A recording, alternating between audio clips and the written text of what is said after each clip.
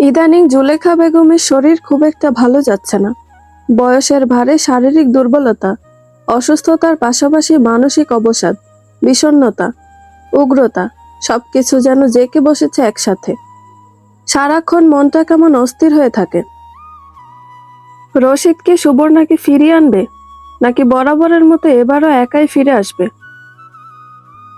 রেণুকার সাথে ছোট বৌমার কি এমন মনোমালিন্য ছিল যে তার রেশ ধরে ছোট বৌমা রেণুকার এত বড় ক্ষতিটা করলো? এসব ভাবতে ভাবতে জুলেখা বেগম শোবার ঘর ছেড়ে দেওয়াল ধরে ধীর পায়ে বাইরে বেরিয়ে রান্নাঘরের দিকে এগিয়ে গেল। সোফিয়া রান্নাঘরে দুপুরের খাবার প্রস্তুত করছিল। শাশুড়িকে দেখে এগিয়ে এসে বলল, মা কিছু লাগবে? না বৌমা। রশিদ ফিরল? না মা, এখনো তো ফেরেনি। আচ্ছা, রশিদ আসলে একটাবার আমার ঘরে পাঠিয়ে দিও তো। কথাটা বলে আবার আগের মতো দেওয়াল ধরে ধরে নিজের ঘরের দিকে এগিয়ে গেলেন জুলেখা বেগম।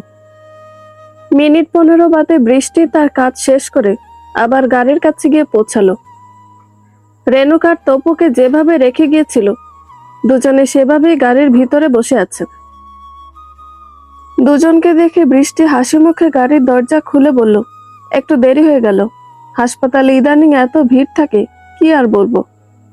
কথাটা বলে গাড়িতে চেপে বসতেই পিছনের সিটে বসে থাকা তপুর গাল টেনে ধরে বলল, এই যে আমার তপু বাবা, কেমন আছো?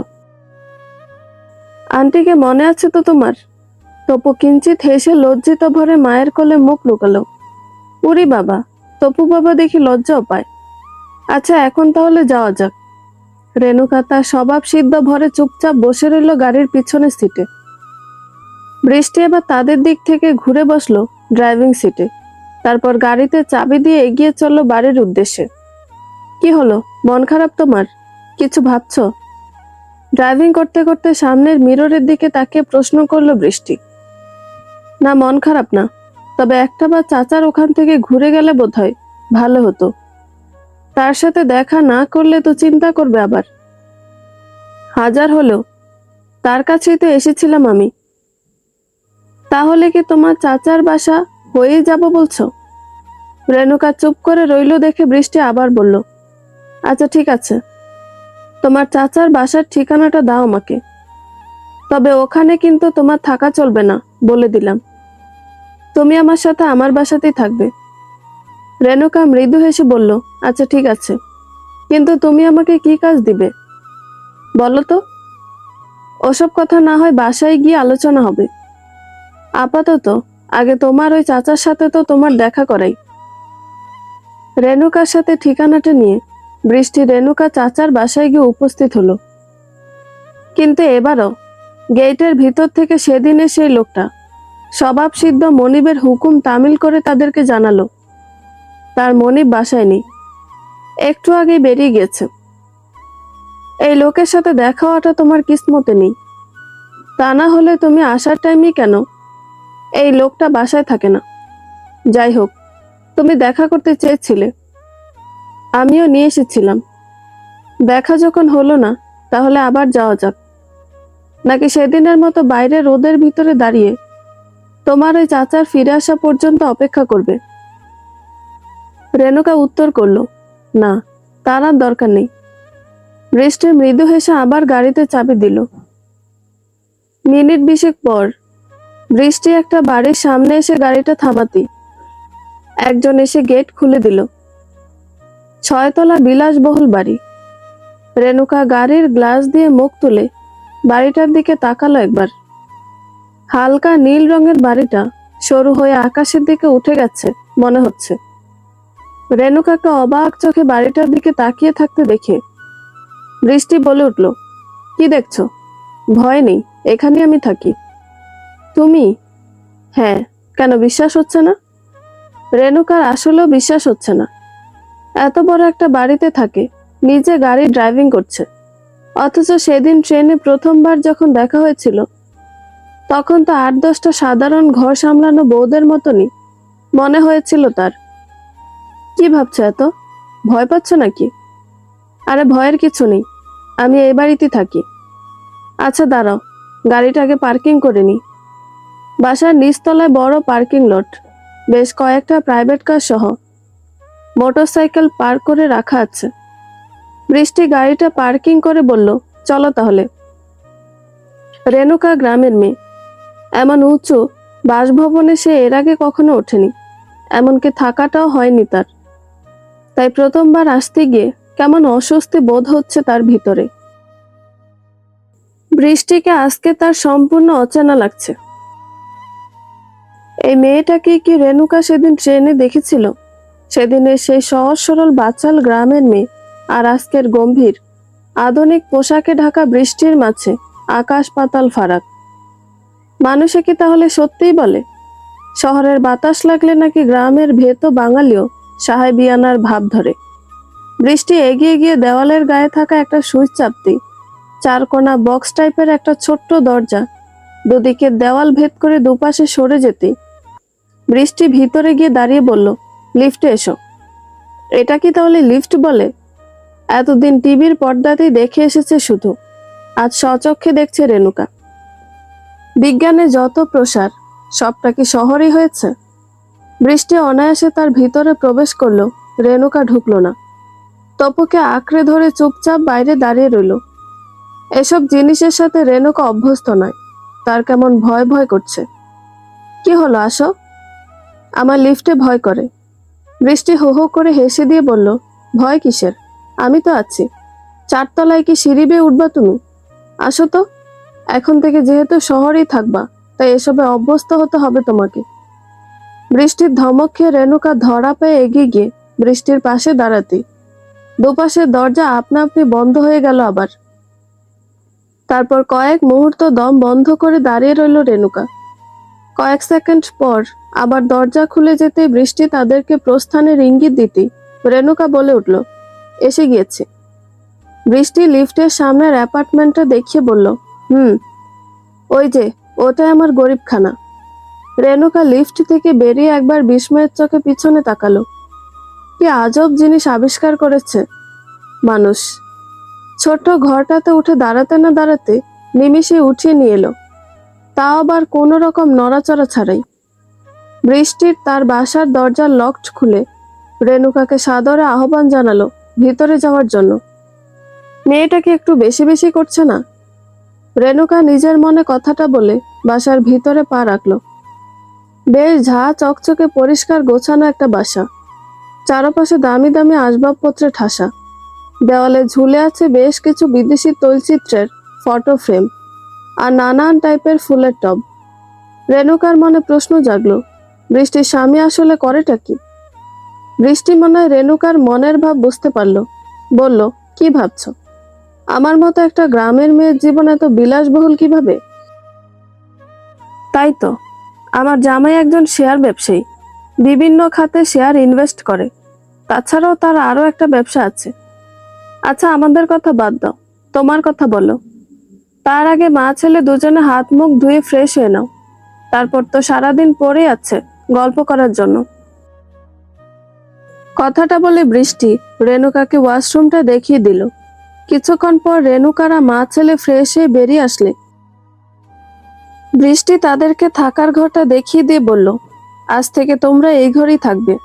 কি পছন্দ হয়েছে তো? রেণুকা কি বলবে বুঝে উঠতে পারল না। তার বিপদের দিনে যে একটা অপরিচিত মানুষ এভাবে সাহায্যের হাত বাড়িয়ে দিবে, তা ভাবতেই তার চোখে জল চলে এলো। কিন্তু এত সুখ কি তার মতো আট কপালের কপালে সইবে? তো কেমন লাগছে আমাদের বাসাটা? রেণুকা চারপাশে তাকিয়ে নিয়ে বলল, খুব সুন্দর। কিন্তু এত বড় বাড়িতে তুমি একা একা থাকো, তোমার ভয় করে না? ও মা, ভয় কেন করবে? শহরে থাকতে গেলে আগে ভয়কে জয় করতে জানতে হবে, বুঝলে? আচ্ছা, এখন বলো তো, কি করবে বলে ভেবেছ? নাকি যে কোনো কিছু একটা হলেই হবে তোমার? মানে নিজের মেধা দিয়ে কিছু করবে, নাকি কোনো চাকরি করবে, কোনটা? বৃষ্টির কথার আগামাথা বুঝতে না পেরে ফেল করে তাকিয়ে থাকতে দেখে বলল, কি হলো, বোঝনি? মানে আমি বলছি, তুমি কি তোমার অধীনে 10 জনকে খাটাতে চাও, নাকি নিজে অন্যের অধীনস্থ হয়ে কাজ করতে চাও, কোনটা? তুমি যেটা বলবা সেটাতেই আমি তোমাকে সাহায্য করব। আমার কাছে তো কোনো টাকা নেই, আমি আবার কি করব? তুমি বরং একটা কাজ খুঁজে দাও আমার জন্য। তুমি তো বলেছিলে তুমি গ্রামে থাকতে বাচ্চাদের স্কুলে শিক্ষকতা করেছো কিছুদিন। এখানে যদি তেমন একটা স্কুলে শিক্ষকতা করতে দিই, পারবে না? এমনটা হলে তো ভালোই হয়। আচ্ছা, আমি দেখছি। যতদিন না তোমার বন্দোবস্ত করতে পারছি, ততদিন তুমি এখানে নিশ্চিন্তে নিজের বাড়ি মনে করে থাকবে। মনের মাঝে কোনো সংকোচ রাখবে না কিন্তু। আচ্ছা, ঠিক আছে। আচ্ছা, তোমার জামাই কতদিন পর পর আসেন? তিনি থাকেন কোথায়? তার কথা আর বইল না। সে এতই ব্যস্ত মানুষ, আমার কথা তার মনেই পড়ে না। মাসে কয়েকদিনের জন্য আসে, তখনও নানান কাজে ব্যস্ত থাকে। এই যে চারপাশে এত এত সুখের ছড়াছড়ি, তুমিও হয়তো ভাবছো আমি কতই না সুখে থাকি, অথচ আমি মোটেও সুখী নই, জানো তো। এত সুখের মাঝে আমার আসল সুখটা আমি পাইনি। জানো তো, মাঝে মধ্যে নিজেকে খুব একা লাগে, বড্ড অসহায় বোধ হয় তখন। মনে হয় আমারও যদি তোমার তপুর মতো একটা বাচ্চা থাকতো, তাহলে তাকে নিয়ে এক জীবন স্বাচ্ছন্দ্যে কাটিয়ে দিতে পারতাম আমি। ওপরওয়ালা আমাকে বাহ্যিক সুখে ভরে দিল, মাতৃত্বের সুখটা কেড়ে নিয়েছে। শেষের কথাটা বলতে গিয়ে বৃষ্টির কণ্ঠস্বর খানিকটা জড়িয়ে এলো। রেণুকা বলল, অন্যভাবেও তো একটা বাচ্চা নিতে পারতে। কিন্তু শাহেদ মানতে চায় না। সে মনে প্রাণে বিশ্বাস করে একদিন আমার পেটে তার সন্তান আসবে, সে বাবা হবে, আর আমি মাতৃত্বের স্বাদ গ্রহণ করব। কিন্তু চেষ্টা তো কম করলাম না। এই যে আজও গিয়েছিলাম হাসপাতালে রিপোর্টগুলো আনতে, কিছুতেই কোনো কিছু হচ্ছে না। আচ্ছা, আমার কথা বাদ দাও। এসব বলে বলে তোমার দুঃখের ভাব আর বাড়াতে চাই না। তপু বাবা, আমার কাছে আসো তো। এখন থেকে তুমি আমার বাবা, ঠিক আছে? কথাগুলো বলে তপুকে কোলে নিয়ে ঘরের ভিতরে চলে গেল বৃষ্টি। রাত 11টা। গত দুরাতে মা ছেলে ঠিকমতো ঘুম না হওয়ার দরুন আজ রাত গভীর হওয়ার আগে তপু আর রেণুকা দুজনেই গভীর ঘুমে ডুবে গিয়েছে। পুরো বাসা জুড়ে পিনপতন নীরবতা ছেয়ে রয়েছে এখন। হঠাৎ সেই নিস্তব্ধতা নীরবতা ভেঙে পাশের রুম থেকে একটা চাপা মৃদু মেয়েলি কণ্ঠস্বর ভেসে এলো। পাশের রুমে বৃষ্টি ফিসফিস করে কারো সাথে ফোনে কথা বলছে এখন। ওপাশ হতে কৌতূহল মেশানো একটা পুরুষালী কণ্ঠস্বর বলে উঠল, কি মনে হচ্ছে তোমার? কাজটা কি তুমি করতে পারবে? আমার কাজ নিয়ে তোমার কোনো সন্দেহ আছে? এতদিনে তুমি আমাকে এই চিনলে? ঠিক তা না, তুমি একা হাতে সবটা হ্যান্ডেল করতে পারবে তো? হ্যাঁ, খুব পারবো। তুমি শুধু ওদিকটা হ্যান্ডেল করো, বাকিটা আমি দেখছি। আগের বারের মতো যেন গন্ডগোল পাকিও না। ওকে বেবি, দেখা হচ্ছে খুব শীঘ্রই। ফোনের ওপাশে থাকা পুরুষ কণ্ঠটা ফোন রাখার পূর্বে চাপা অথচ ক্রূর হেসে উঠল খানিকটা। সেই সঙ্গে পুরুষ কণ্ঠস্বরের হাসির সাথে সাথে বৃষ্টির ঠোঁটের কোনো ঠিক একই হাসিটা খেলে গেল কয়েক মুহূর্তের জন্য। পরদিন সকালে রেণুকার ঘুম ভাঙল অপরিচিত একজন নারীর কণ্ঠস্বরে। চোখ মেলে দেখল তার সামনে মাঝবয়সী একজন নারী মূর্তি দুহাতে চায়ের ট্রে নিয়ে দাঁড়িয়ে আছে। চোখমুখ শান্ত, ঠোঁটের কোণে সহজ সরল হাসি খেলে বেড়াচ্ছে। রেণুকা অপরিচিতা নারী মূর্তিটাকে দেখে এক পলক তার দিকে ফেলফেলিয়ে তাকানোর পর চোখ ফিরিয়ে একবার তপু, তারপর শোবার ঘরটাতে দৃষ্টি বুলিয়ে নিল। পাশে তপু অঘরে ঘুমোচ্ছে।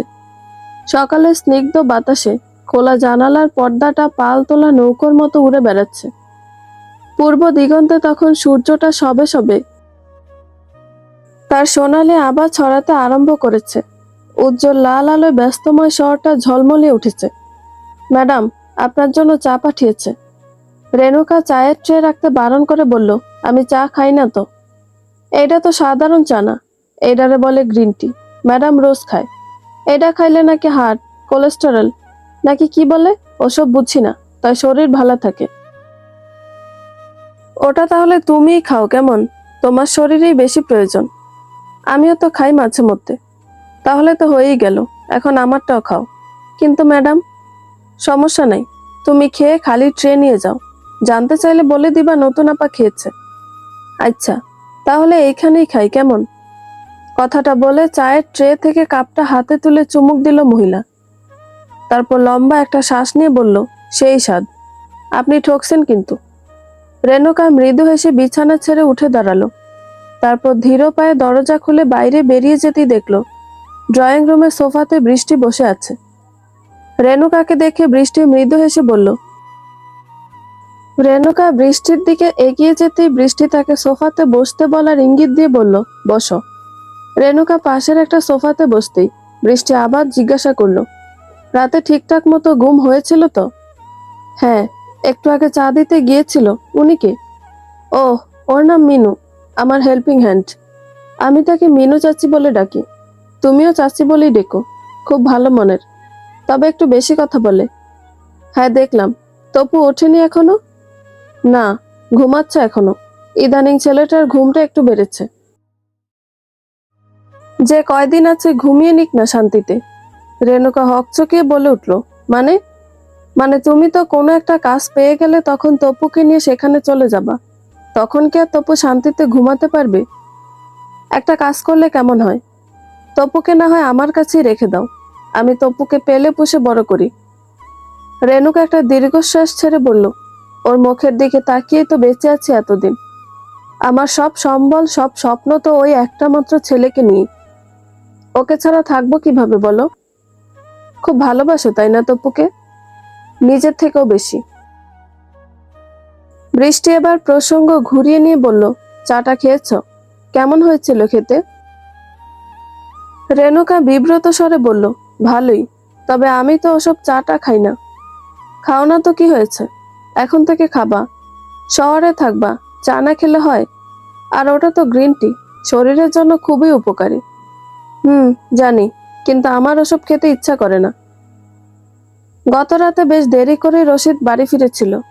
কাজেই রাতে ফিরে আর অসুস্থ মাকে ডেকে তুলে কথা বলতে যায়নি সে। সকালে ঘুম থেকে উঠে নাস্তা করার সময় মায়ের সাথে দেখা হলে জুলেখা বেগম যখন সুবর্ণার ব্যাপারে জানতে চাইল, তখন রশিদ বিষণ্ণ মনে বলে উঠল, মা, আমি আর সুবর্ণাকে রাখতে চাইছি না। জুলেখা বেগম বিস্ময় আর উদ্বেগ নিয়ে প্রশ্ন করলেন, মানে? আমি সুবর্ণাকে ডিভোর্স দিব। কি বলিস এসব? ডিভোর্স দিবি মানে? বৌমাকে ডিভোর্স দিলে দীপুর কি হবে? দীপু আমার কাছে থাকবে। তারপরও অমন মেয়ের সাথে আমার পক্ষে সংসার করা সম্ভব না। আচ্ছা, আমি তো তাকে কিছু বলতে বলিনি। আমি শুধু তোকে বলেছিলাম তাকে এই বাড়িতে নিয়ে আয়, তারপর আমি যা বলার বলবো। তুই কি ও বাড়িতে গিয়ে কোনো ঝামেলা করেছিস খোকা? না মা, তবে আমি সিদ্ধান্ত নিয়েছি আমি আর সুবর্ণার সাথে থাকবো না। রেণুকার সাথে যাই করুক, তোকে তো ভালোবাসে মেয়েটা। হয়তো স্বামীর সংসারে ননদ থাকাটা তার পছন্দ হতো না, তাই অমনটা করেছে। সে যদি এমনটাই চাইতো, তাহলে রেণুকা বাড়ি থেকে চলে যাওয়ার পর রেণুকার পিছু ছেড়ে দিত। কেন তাকে আবার স্কুল থেকে তাড়ানোর ব্যবস্থা করলো? এত ক্ষোভ কিসের রেণুকার উপরে তার? জানি না রে খোকা, ইদানিং আমার শরীরটাও ভালো যাচ্ছে না। তুই আর ওসব নিয়ে ঝামেলা বাড়াস না। বৌমাকে বাড়িতে নিয়ে আয়, তারপর আমি না হয় সুযোগ বুঝে কোনো এক সময় জিজ্ঞাসা করব। তপুটা তো গেলই, এখন দীপও নেই। বাড়িটা কেমন ফাঁকা ফাঁকা লাগে। তুই নিয়ে আয় বৌমাকে। জুলেখা বেগমের আকুতি মেশানো কথাগুলোর কোনো উত্তর করলো না রশিদ। চুপচাপ সকালের খাবার খেয়ে টেবিল ছেড়ে উঠে নীরবে দোকানের জন্য বেরিয়ে গেল। আচ্ছা, গ্যারাম ছেড়ে যে মাইয়াডারে শহরে দিয়ে আসলা, মাইয়াডা ঠিকঠাক মতো শহরে গিয়া পৌঁছালো কিনা খোঁজ নিছে একটা বার? দুপুরে মাঠ থেকে ফিরে কলপারে হাত মুখ ধুচ্ছিল মিরাজ। ঘর থেকে বেরিয়ে দুয়ারে দাঁড়িয়ে প্রশ্নটা করলো শান্তা। মিরাজ হাত মুখ ধুয়ে ঘরে উঠে গামছা দিয়ে মুখ মুছতে মুছতে বলল, আসলেই তো, মেয়েটা যে শহরে গেল তারপর তো আর কোনো খোঁজ খবরই নেওয়া হয়নি। আচ্ছা দেখি আজকে গঞ্জে গিয়ে একটা বার চাচার সাথে কথা বলবো। এই তোমার বোনের প্রতি ভাইয়ের দায়িত্ব, তোমায় নেয়ার পারা গেল না। দুজনার কথার মাঝে মিরাজ দেখল এই ভর দুপুরে তাদের বাড়ির উঠোনে বয়স 35-এর একজন পুরুষ এসে দাঁড়িয়েছে। উত্তপ্ত রোদে মুখটা লাল টকটক করছে, কপালে ভাঁজ আর চোখে মুখে বেশ উদ্বিগ্নতা ছড়িয়ে আছে। মিরাজ লোকটাকে চিনল, শান্তা চিনতে পারল না। সে চুপ হয়ে গিয়ে চাপা স্বরে মিরাজকে বলে উঠল, এইটা আবার কেডায়? তোমার পরিচিত কেউ? মিরাজ উত্তর করল, রেণুকার ভাই উনি। কথাটা বলে দুয়ার ছেড়ে উঠানে নেমে গিয়ে রশিদের দিকে এগিয়ে গিয়ে বলল, আরে আপনি? তা কি মনে করে? রশিদ শান্ত স্বরে বলল, মুন্সিবাড়িতে গিয়েছিলাম বোনটার খোঁজ করতে, কিন্তু ওরা তো কেউই কোনো কিছু বলতে পারল না। পরে রেণুকা শাশুড়ির থেকে তোমার বাড়ির ঠিকানা নিয়ে এখানে আসলাম। রেণুকা শাশুড়ি বলছিল তুমি নাকি রেণুকাকে শহরে পাঠিয়েছ। হ্যাঁ, রেণুকার স্কুলের চাকরিটা চলে যাওয়ার পর মেয়েটা অনেক ভেঙে পড়েছিল, কোনোভাবেই আর গ্রামে থাকতে চাইল না। তাই তো এক প্রকার বাধ্য হই শহরে আমার এক দুঃসম্পর্কে চাচার সাথে কথা বলে তার কাছে পাঠিয়ে দিয়েছে। চাচা খুব ভালো মনের মানুষ, নিশ্চয়ই রেণুকার কিছু একটা ব্যবস্থা করে দিবেন তিনি। আমাকে তোমার চাচার শহরের ঠিকানাটা দেওয়া যাবে? বাড়ির মেয়ে আর বাইরে থেকে লাভ নেই। আমি থাকতে আমার বোন এর ওর দ্বারে ঘুরবে, তা কি করে হতে দি বলো? তাহলে সেদিন কেন রাতের অন্ধকারে বাড়ি থেকে তাড়িয়ে দিয়েছিলেন? রশিদ কিছুক্ষণ চুপ থাকার পর অনুতাপের স্বরে বলল, আমি তাড়িয়ে দিইনি। কোনো ভাই কি তার অসহায় বোনকে এভাবে তাড়িয়ে দিতে পারে বলো? সেদিন যে সুবর্ণার কথা শুনে কি হয়েছিল আমার কে জানে। সুবর্ণা আমার স্ত্রীর নাম। আসলে ঝামেলা ছিল আমার স্ত্রীর ভিতরে। তার কথাতেই ভুল বুঝে রেণুকাকে অপমান করেছিলাম আমি, আর সেই অপমান সইতে না পেরে অভাগী বাড়ি ছেড়ে চলে এসেছিল। কিন্তু কে জানতো ভাইয়ের ওপর অভিমান করে মেয়েটা এত কিছু করে ফেলবে। স্কুলে চাকরি পেয়েছে শুনে তো আমি নিজেও খুশি হয়েছিলাম, কিন্তু অভাগীর কপালে সেটাও সইল না। আচ্ছা তুমি আমাকে শহরের ঠিকানাটা দাও না ভাই। অনেক তো হলো, ছোট বাচ্চাটাকে নিয়ে কিভাবে আছে আল্লাহ ভালো জানেন। আচ্ছা রোয়াকে এসে বসেন আপনি। এই শান্তা, রশিদ ভাইকে এক গ্লাস ঠান্ডা পানি দাও। ভাই আপনি বসুন, আমি কাগজে ঠিকানাটা লিখে আনছি। রশিদ গিয়ে রোয়াকে বিছিয়ে রাখা পাটিতে বসতেই শান্তা এক গ্লাস ঠান্ডা পানি এনে রশিদের হাতে দিল। তপ্ত রোদে এতটা পথ হেঁটে এসে গলাটা একেবারে শুকিয়ে কাঠ হয়ে গিয়েছিল। গ্লাসটা হাতে নিয়ে বেশ তৃপ্তি নিয়ে পুরো গ্লাসের পানি ঢকঢক করে খেয়ে একটা স্বস্তির নিঃশ্বাস ছাড়ল রশিদ। মিরাজ ঘর থেকে বেরিয়ে এসে একটা সাদা কাগজ এগিয়ে দিয়ে বলল, এই নিন চাচার বাসার ঠিকানা। কিন্তু আপনি কি চিনবেন? না চিনলেও খুঁজে বার করে নিব। আচ্ছা এখন তাহলে আসি আমি।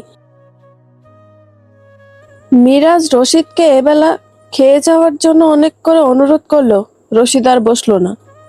রেণুকার শহরের ঠিকানাটা পেয়ে আবার হনহনিয়ে তপ্ত রোদের মাঝে বেরিয়ে গেল মিরাজদের বাড়ি থেকে।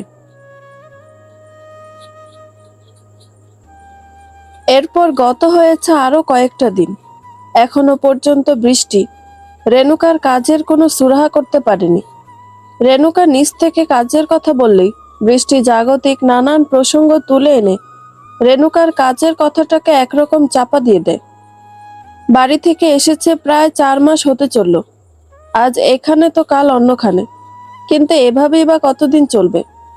একটা স্থায়ী ঠিকানা চায় সে, যে কোনো রোজগারের পথের সন্ধান চায়, যাতে করে মা ছেলেকার এভাবে এর ওর কাছে আশ্রয় নিয়ে না থাকা লাগে। বৃষ্টি রেণুকা তপুর বেশ খেয়াল রাখে, তপুকেও নিজের সন্তানের মতো আদর স্নেহ করে। তপুও এই কয়দিনে বেশ বৃষ্টির গা লাগা হয়ে উঠেছে, কিন্তু তারপরও রেণুকার মনে এক দণ্ড শান্তি ফিরে না। বারবার মনের গভীর হতে কেউ একজন বলে ওঠে, এভাবে আশ্রিত হয়ে আর কতদিন? আজও সন্ধ্যার একটু আগে বৃষ্টি কোথায় যেন বেরিয়েছে আবার। রোজ এই সময় মেয়েটা যে কোথায় যায় রেণুকা তার কিছুই বুঝে উঠতে পারে না। রেণুকা কিছু জানতে চাইলেই এটা ওটা বুঝিয়ে এড়িয়ে যায়। দিন দিন বৃষ্টিকে তার কেমন রহস্যময় মনে হচ্ছে। বাসায় যতক্ষণ থাকে সারাক্ষণ ফোনে ব্যস্ত থাকে, কার সাথে এত কথা বলে কে জানে। এখানে আসার পর থেকে দিনের আলো ফুরিয়ে সন্ধ্যা নামতেই রেণুকার মনটা ভীষণ রকমের অবসন্নতায় চঞ্চল হয়ে ওঠে। বারবার অতীতের কিছু ঘটনা স্মৃতির দোরগোড়া এসে করাঘাত করে, নিঃশব্দে রেণুকার মনটাকে বিষিয়ে দিয়ে যায়। একটু আগে মিনু চাচি তপুকে পাস্তা দিয়ে গেছে। তপু এই বাসা আসার পর থেকে বৃষ্টির সাথে আধুনিক খাবারগুলো খাওয়া শিখেছে, কিন্তু রেণুকা এখনো মনে প্রাণে গ্রামের সেই সহজ সরল মেয়ে। তার ওসবে রুচি আসে না। সে দুবেলা ডাল ভাত পেলেই খুশি। ব্যালকনিতে হাত লাগিয়ে সন্ধ্যায় ম্লান হয়ে আসা শহরটাকে নিশ্চুপ দৃষ্টিতে দেখছিল রেণুকা।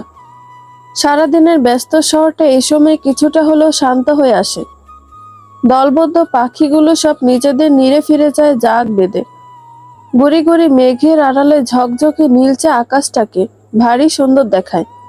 এসব দেখলে কিছুক্ষণের জন্য হলেও রেণুকার মনটা একটু ভালো হয়ে যায়। তখন খানিকটা স্বস্তি ফেরে। নিজের অজান্তে ব্যালকনিতে মুখ রেখে সবকিছু দেখছিল রেণুকা। হঠাৎ করে বাসার নিচের রাস্তাটার দিকে তার চোখ পড়ল। বাসার বাইরে একজন মাঝবয়সী পুরুষের সাথে দাঁড়িয়ে হাত নেড়ে নেড়ে কথা বলছে বৃষ্টি। লোকটার বাবরি ছাড় চুল আর মুখ ভর্তি দাড়ি গোঁফ দেখে তাকে সাধারণ মানুষ কম, অনেকটা জলদস্যুর মতোই দেখাচ্ছে।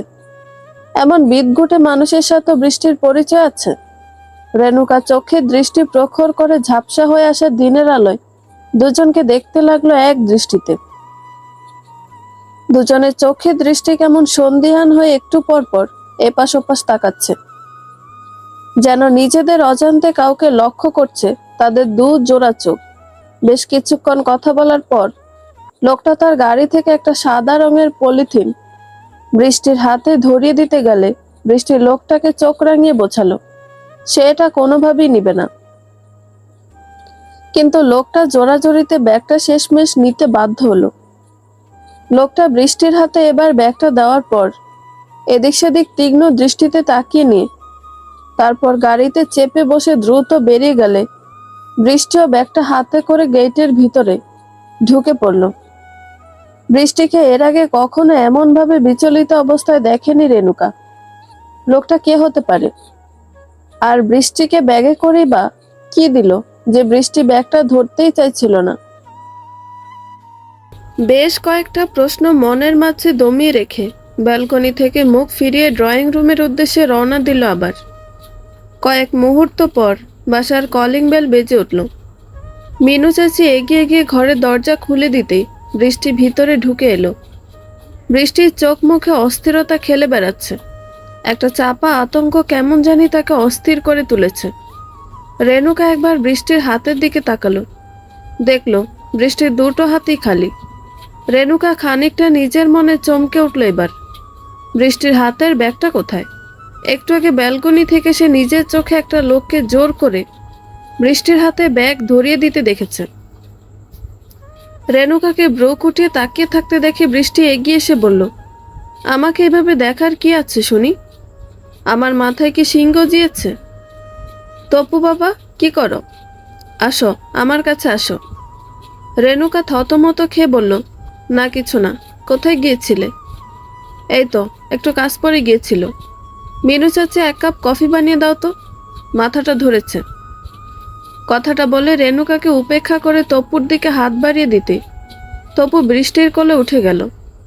তারপর তপুর কপালে গালে চুমু দিয়ে দুজনে হাসতে হাসতে বৃষ্টির শোবার ঘরে চলে গেল। আর চলে যেতে যেতে রেণুকার মনের মাঝে কিছু প্রশ্ন ছুড়ে গেল।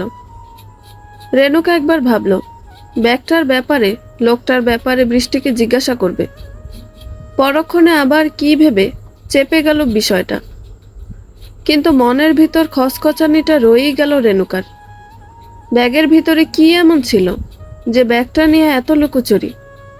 আর জলদস্যুর মতো ওই লোকটাই বা কে? বৃষ্টির সাথে কি সম্পর্ক তার? একটাবার কি মিনু চাচিকে জিজ্ঞেস করবে? সন্ধ্যায় দ্রুত হাতে দোকানের সকল কাজকর্ম গুছিয়ে বাড়ি ফিরল রশিদ। আজকে রাতের ট্রেনে শহরে যাবে সে। তারপর ভাই বোনের মাঝে যে অভিমানের পরত জমেছে সেগুলো ভেঙে দিয়ে বোনকে আবার ফিরিয়ে নিয়ে আসবে বাড়িতে। বাড়ি ফিরে বড় ভাবি সুফিয়াকে আর মা জুলেখা বেগমকে রেণুকাকে ফিরিয়ে আনার ব্যাপারে সবটা জানালো রশিদ। তারপর অল্প কিছু আহার করে নিয়ে ব্যাগ কাঁধে ঝুলিয়ে বেরিয়ে পড়ল শহরতলির উদ্দেশ্যে। সেদিন রাতে রেণুকা একটা অদ্ভুত টাইপের স্বপ্ন দেখলো কয়েকজন মিলে তাকে পিসমরা করে বেঁধে একটা অন্ধকার ঘরে আটকে রেখেছে। সবার মুখগুলো কালো কাপড় দিয়ে আবৃত করা। ঘরের মেঝেতে চাপ চাপ রক্ত লেগে কেমন একটা বোটকা গন্ধ ছড়িয়ে আছে বাতাসের সঙ্গে। আবছা আলোয় সামনের লোকগুলোকে দেখে রেণুকা আত্মরক্ষার জন্য চিৎকার দিয়ে উঠতেই লোকগুলোর ভিতর থেকে একজন এগিয়ে এসে রেণুকার দিকে খানিকটা ঝুঁকে পড়ে মুখে আঙুল রেখে শশ করে উঠে বলল, এত চিৎকার করার কি আছে? আমরা তো এখানেই আছি। রেণুকা হাতের বাঁধন খোলার চেষ্টা করে কাঁপা কাঁপা স্বরে বলে উঠল, কারা আপনারা? এভাবে বেঁধে রেখেছেন কেন আমাকে? লোকটা ফ্যাস ফ্যাস করে হেসে উঠে বলল, কিছুই না, আপনার অতিরিক্ত কৌতূহল যে আমাদের জন্য বড্ড সমস্যা হয়ে দাঁড়াচ্ছিল। মানে, কারা আপনারা? আমাকে এভাবে বেঁধেই বা রেখেছেন কেন? দেখবেন আমাদেরকে? Wait, look at me. তারপর লোকটা তার মুখের ওপর থেকে কালো কাপড়টা সরিয়ে ফেলতে রেণুকা চমকে উঠল। সন্ধ্যায় বাসার নিচে দেখতে পাওয়া জলদস্যুর মতো সেই লোকটাই এখন তার সামনে দাঁড়িয়ে আছে। হ্যাঁ, এই লোকটাকে সে বৃষ্টির সাথে কথা বলতে দেখেছিল। লোকটার ঠোঁট জোরে ক্রূর হাসি খেলে বেড়াচ্ছে, চোখ জোড়া শান্ত, অথচ দৃষ্টিতে চাপা জিঘাংসার রেশ ফুটে উঠেছে খানিকটা। লোকটা রেণুকার মুখের কাছে মুখ নিয়ে গিয়ে চাপা স্বরে বলে উঠল, এত কৌতূহল ভালো না ম্যাডাম। ব্যাগের ভিতরে কি ছিল খুব দেখার ইচ্ছা, তাই না? দেখবেন? আচ্ছা দেখাচ্ছি, দাঁড়ান। কথাটা বলে লোকটা তার ডান হাতটা পিছন দিকে ঘুরিয়ে দিয়ে একটা ব্যাগ সামনে এনে ব্যাগের মুখটা রেণুকার চোখের সামনে মেলে ধরতে রেণুকার বুকটা ছ্যাদ করে উঠল। ভয়ে মুখ থেকে চাপা আর্তনাদ বেরিয়ে এলো তার। এ কি, ব্যাগের ভিতরে তার তপুর রক্তাক্ত শরীরটা সাপের মতো কুণ্ডুলি পাকিয়ে পড়ে আছে। নিজের সন্তানের এমন বীভৎস দৃশ্য দেখে রেণুকার মস্তিষ্ক আর সইতে পারল না। ঘুম ভেঙে হুড়মুড়িয়ে বিছানা ছেড়ে উঠে বসে পড়ল রেণুকা। বুকটা হাঁপড়ের মতো ওঠানামা করছে তার। মুখ দিয়ে জোরে জোরে নিঃশ্বাস পড়ছে ক্রমাগত। চোখ মেলে তাকিয়ে তার অবচেতন মন তপুকে খুঁজতে অন্ধকারে বিছানার পাশ হাতড়ালো একবার। তপু পাশেই ঘুমোচ্ছে। তপুর মাথায় পুরো শরীরে হাত দেওয়ার পর রেণুকার মুখ থেকে একটা চাপা দীর্ঘশ্বাস বেরিয়ে এলো ফোঁস করে। বুকটা এখনো ঢিপঢিপ করছে। তার মানে এতক্ষণ সে দুঃস্বপ্ন দেখছিল। কিন্তু এমন দুঃস্বপ্ন দেখার কারণ কি? ভয়ে গলা শুকিয়ে এসেছে রেণুকার।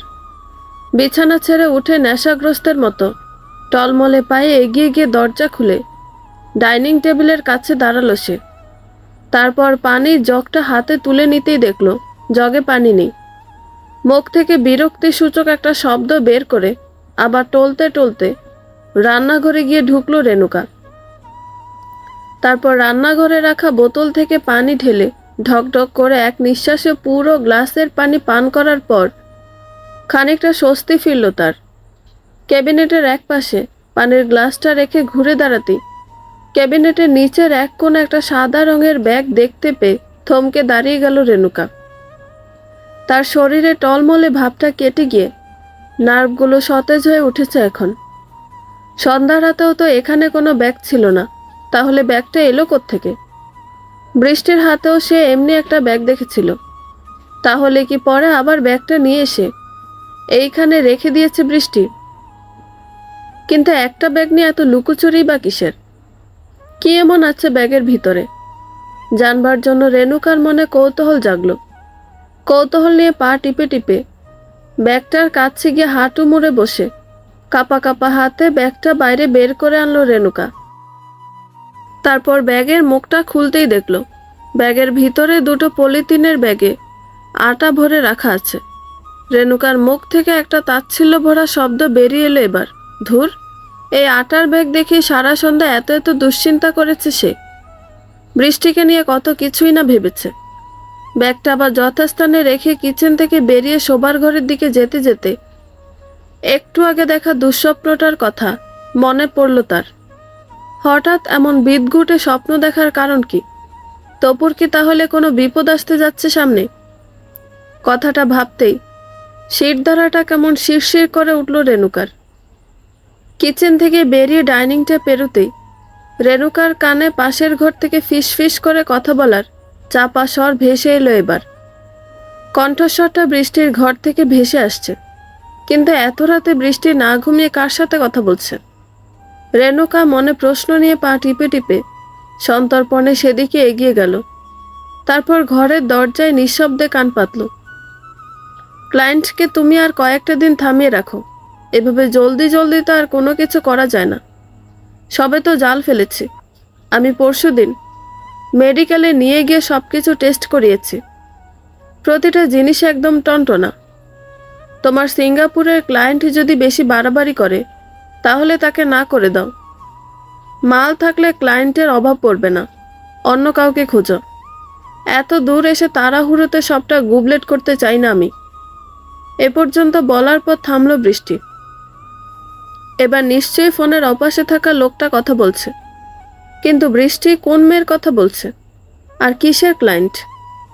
রেণুকা স্নায়ুতন্ত্র সজাগ হয়ে উঠতে লাগলো এক এক করে। আবার বৃষ্টির ফিসফিসানি কথা ভেসে এলো। আরে বাবা, এত অধৈর্য হলে হবে? তুমি এসব কথা বলছো আমাকে? এই লাইনে এতটা অধৈর্য হলে যে হয় না সেটা তুমিই শিখিয়েছ আমাকে। লক্ষ্মী যখন একবার নিজের হাতে ধরা দিয়েছে তখন এই বৃষ্টি তার সদ্ব্যবহার করেই ছাড়বে। তুমি শুধু আরও কটা দিন ক্লায়েন্টকে বুঝিয়ে সুজিয়ে রাখো, আর সে না মানলে দরকারে অন্য কাউকে দেখো। তারপর যে বেশি দাম দিবে তার কাছে হস্তান্তর করব। আরে বাবা, মাল সুরক্ষিত আছে, আমার কাছে আছে।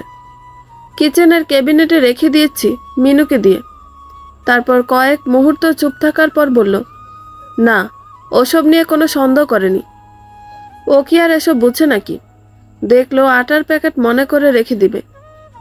একটা রাতেরই তো ব্যাপার, এসব আগে ভাবা উচিত ছিল তোমার। কেমন লোক দিয়ে কাজ করাও তুমি, বলতে পারো? এভাবে ভর সন্ধ্যা একরকম বাড়ির উপরে এসে জোর করে আমার হাতে ধরিয়ে দিয়ে গিয়েছে ব্যাগটা। আশপাশের মানুষজন সব সন্দেহ নিয়ে দেখছিল। নেক্সট টাইম এসব লোকজনের থেকে ডিল করবা না একদম। আর হ্যাঁ, এর আগেও বলেছি, আবার বলছি, ছেলেটাকে আমি দিতে পারবো না। ওর দিকে ভুলও নজর দিবে না তুমি। ওকে আমি বড় করব। রাখছি এখন। ওকে বাবা, দেখি কালকে কোনো বাহানা বানিয়ে বাসা থেকে বার করতে পারি কিনা। আচ্ছা, রাখছি এখন। তারপর পর বৃষ্টির ফিসফিসানি থেমে যেতেই পুরো বাসাটা আবার শুনশান নীরবতার চাদরে গা ঢাকা দিল। রেণুকার পুরো শরীর কাঁপছে। সে কি আদৌ সব ঠিকঠাক শুনেছে? শেষমেশ বৃষ্টিও কিনা তাদের নিয়ে গভীর ষড়যন্ত্রের ছক কষেছে। রেণুকা কোনো মতে টলতে টলতে দেওয়াল ধরে নিজের ঘরে ঢুকে আবার দরজা লাগিয়ে দিল। তারপর বিছানায় গিয়ে ধপ করে বসে পড়ল। একটু আগে রান্নাঘরে তাহলে সে যেগুলো আটার প্যাকেট বলে মনে করেছিল সেগুলো কোনো আটা নয়, নেশার ড্রাগস। বৃষ্টির মনে মনে তাহলে এই ছিল, একটা সহজ সরল মেয়ের মুখের আড়ালে এত বড় একটা শয়তানি মনোভাব লুকিয়ে রেখেছে সবার সামনে।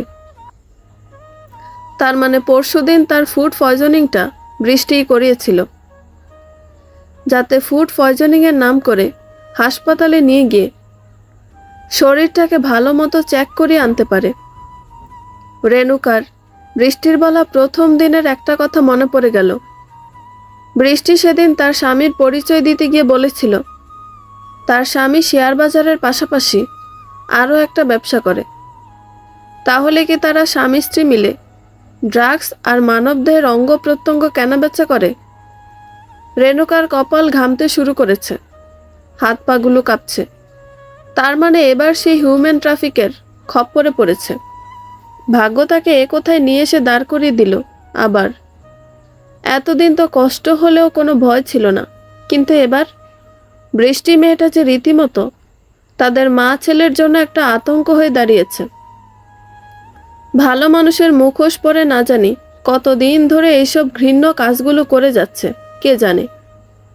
রেণুকা কয়েকবার লম্বা লম্বা শ্বাস ফেলে নিজেকে প্রকৃতিস্থ করে নিয়ে একবার তপুর দিকে তাকালো। তপু ঘুমাচ্ছে, তারপর নিজের মনোবল শক্ত করে নিয়ে বলল, অনেক হয়েছে, পলান ছুট খেলা। এভাবে ভয় পেয়ে পেয়ে আর কতদিন পালিয়ে বেড়াবো? এবার আর আমি পালাবো না। দেখি বৃষ্টি কত দূর যেতে পারে। প্রায় শেষ রাতের দিকে রশিদ শহরে গিয়ে পৌঁছালো। রাতের অন্ধকার তখনও স্টেশনের চারপাশটায় আবছা অন্ধকারে ঘিরে রেখেছে। আশপাশে গোটা কয়েক মানুষ, কেউ বেঞ্চে, কেউ আবার প্ল্যাটফর্মের মেঝেতে শুয়েছিল এতক্ষণ। অদূরে ট্রেন আসতে দেখে সবাই হুড়মুড়িয়ে উঠে বসলো। স্টেশনে এসে ট্রেন এসে থামতেই মুহূর্তে শুনশান স্টেশনটা লোকজনে পরিপূর্ণ হয়ে উঠল আবার। রশিদ ট্রেন থেকে নেমে ভোর হওয়া অবধি অপেক্ষা করলো প্ল্যাটফর্মে। তারপর ফজরের আজান পড়তেই প্ল্যাটফর্ম থেকে বেরিয়ে একটা সিএনজি ধরে মিরাজের দেওয়া ঠিকানার উদ্দেশ্যে রওনা দিল।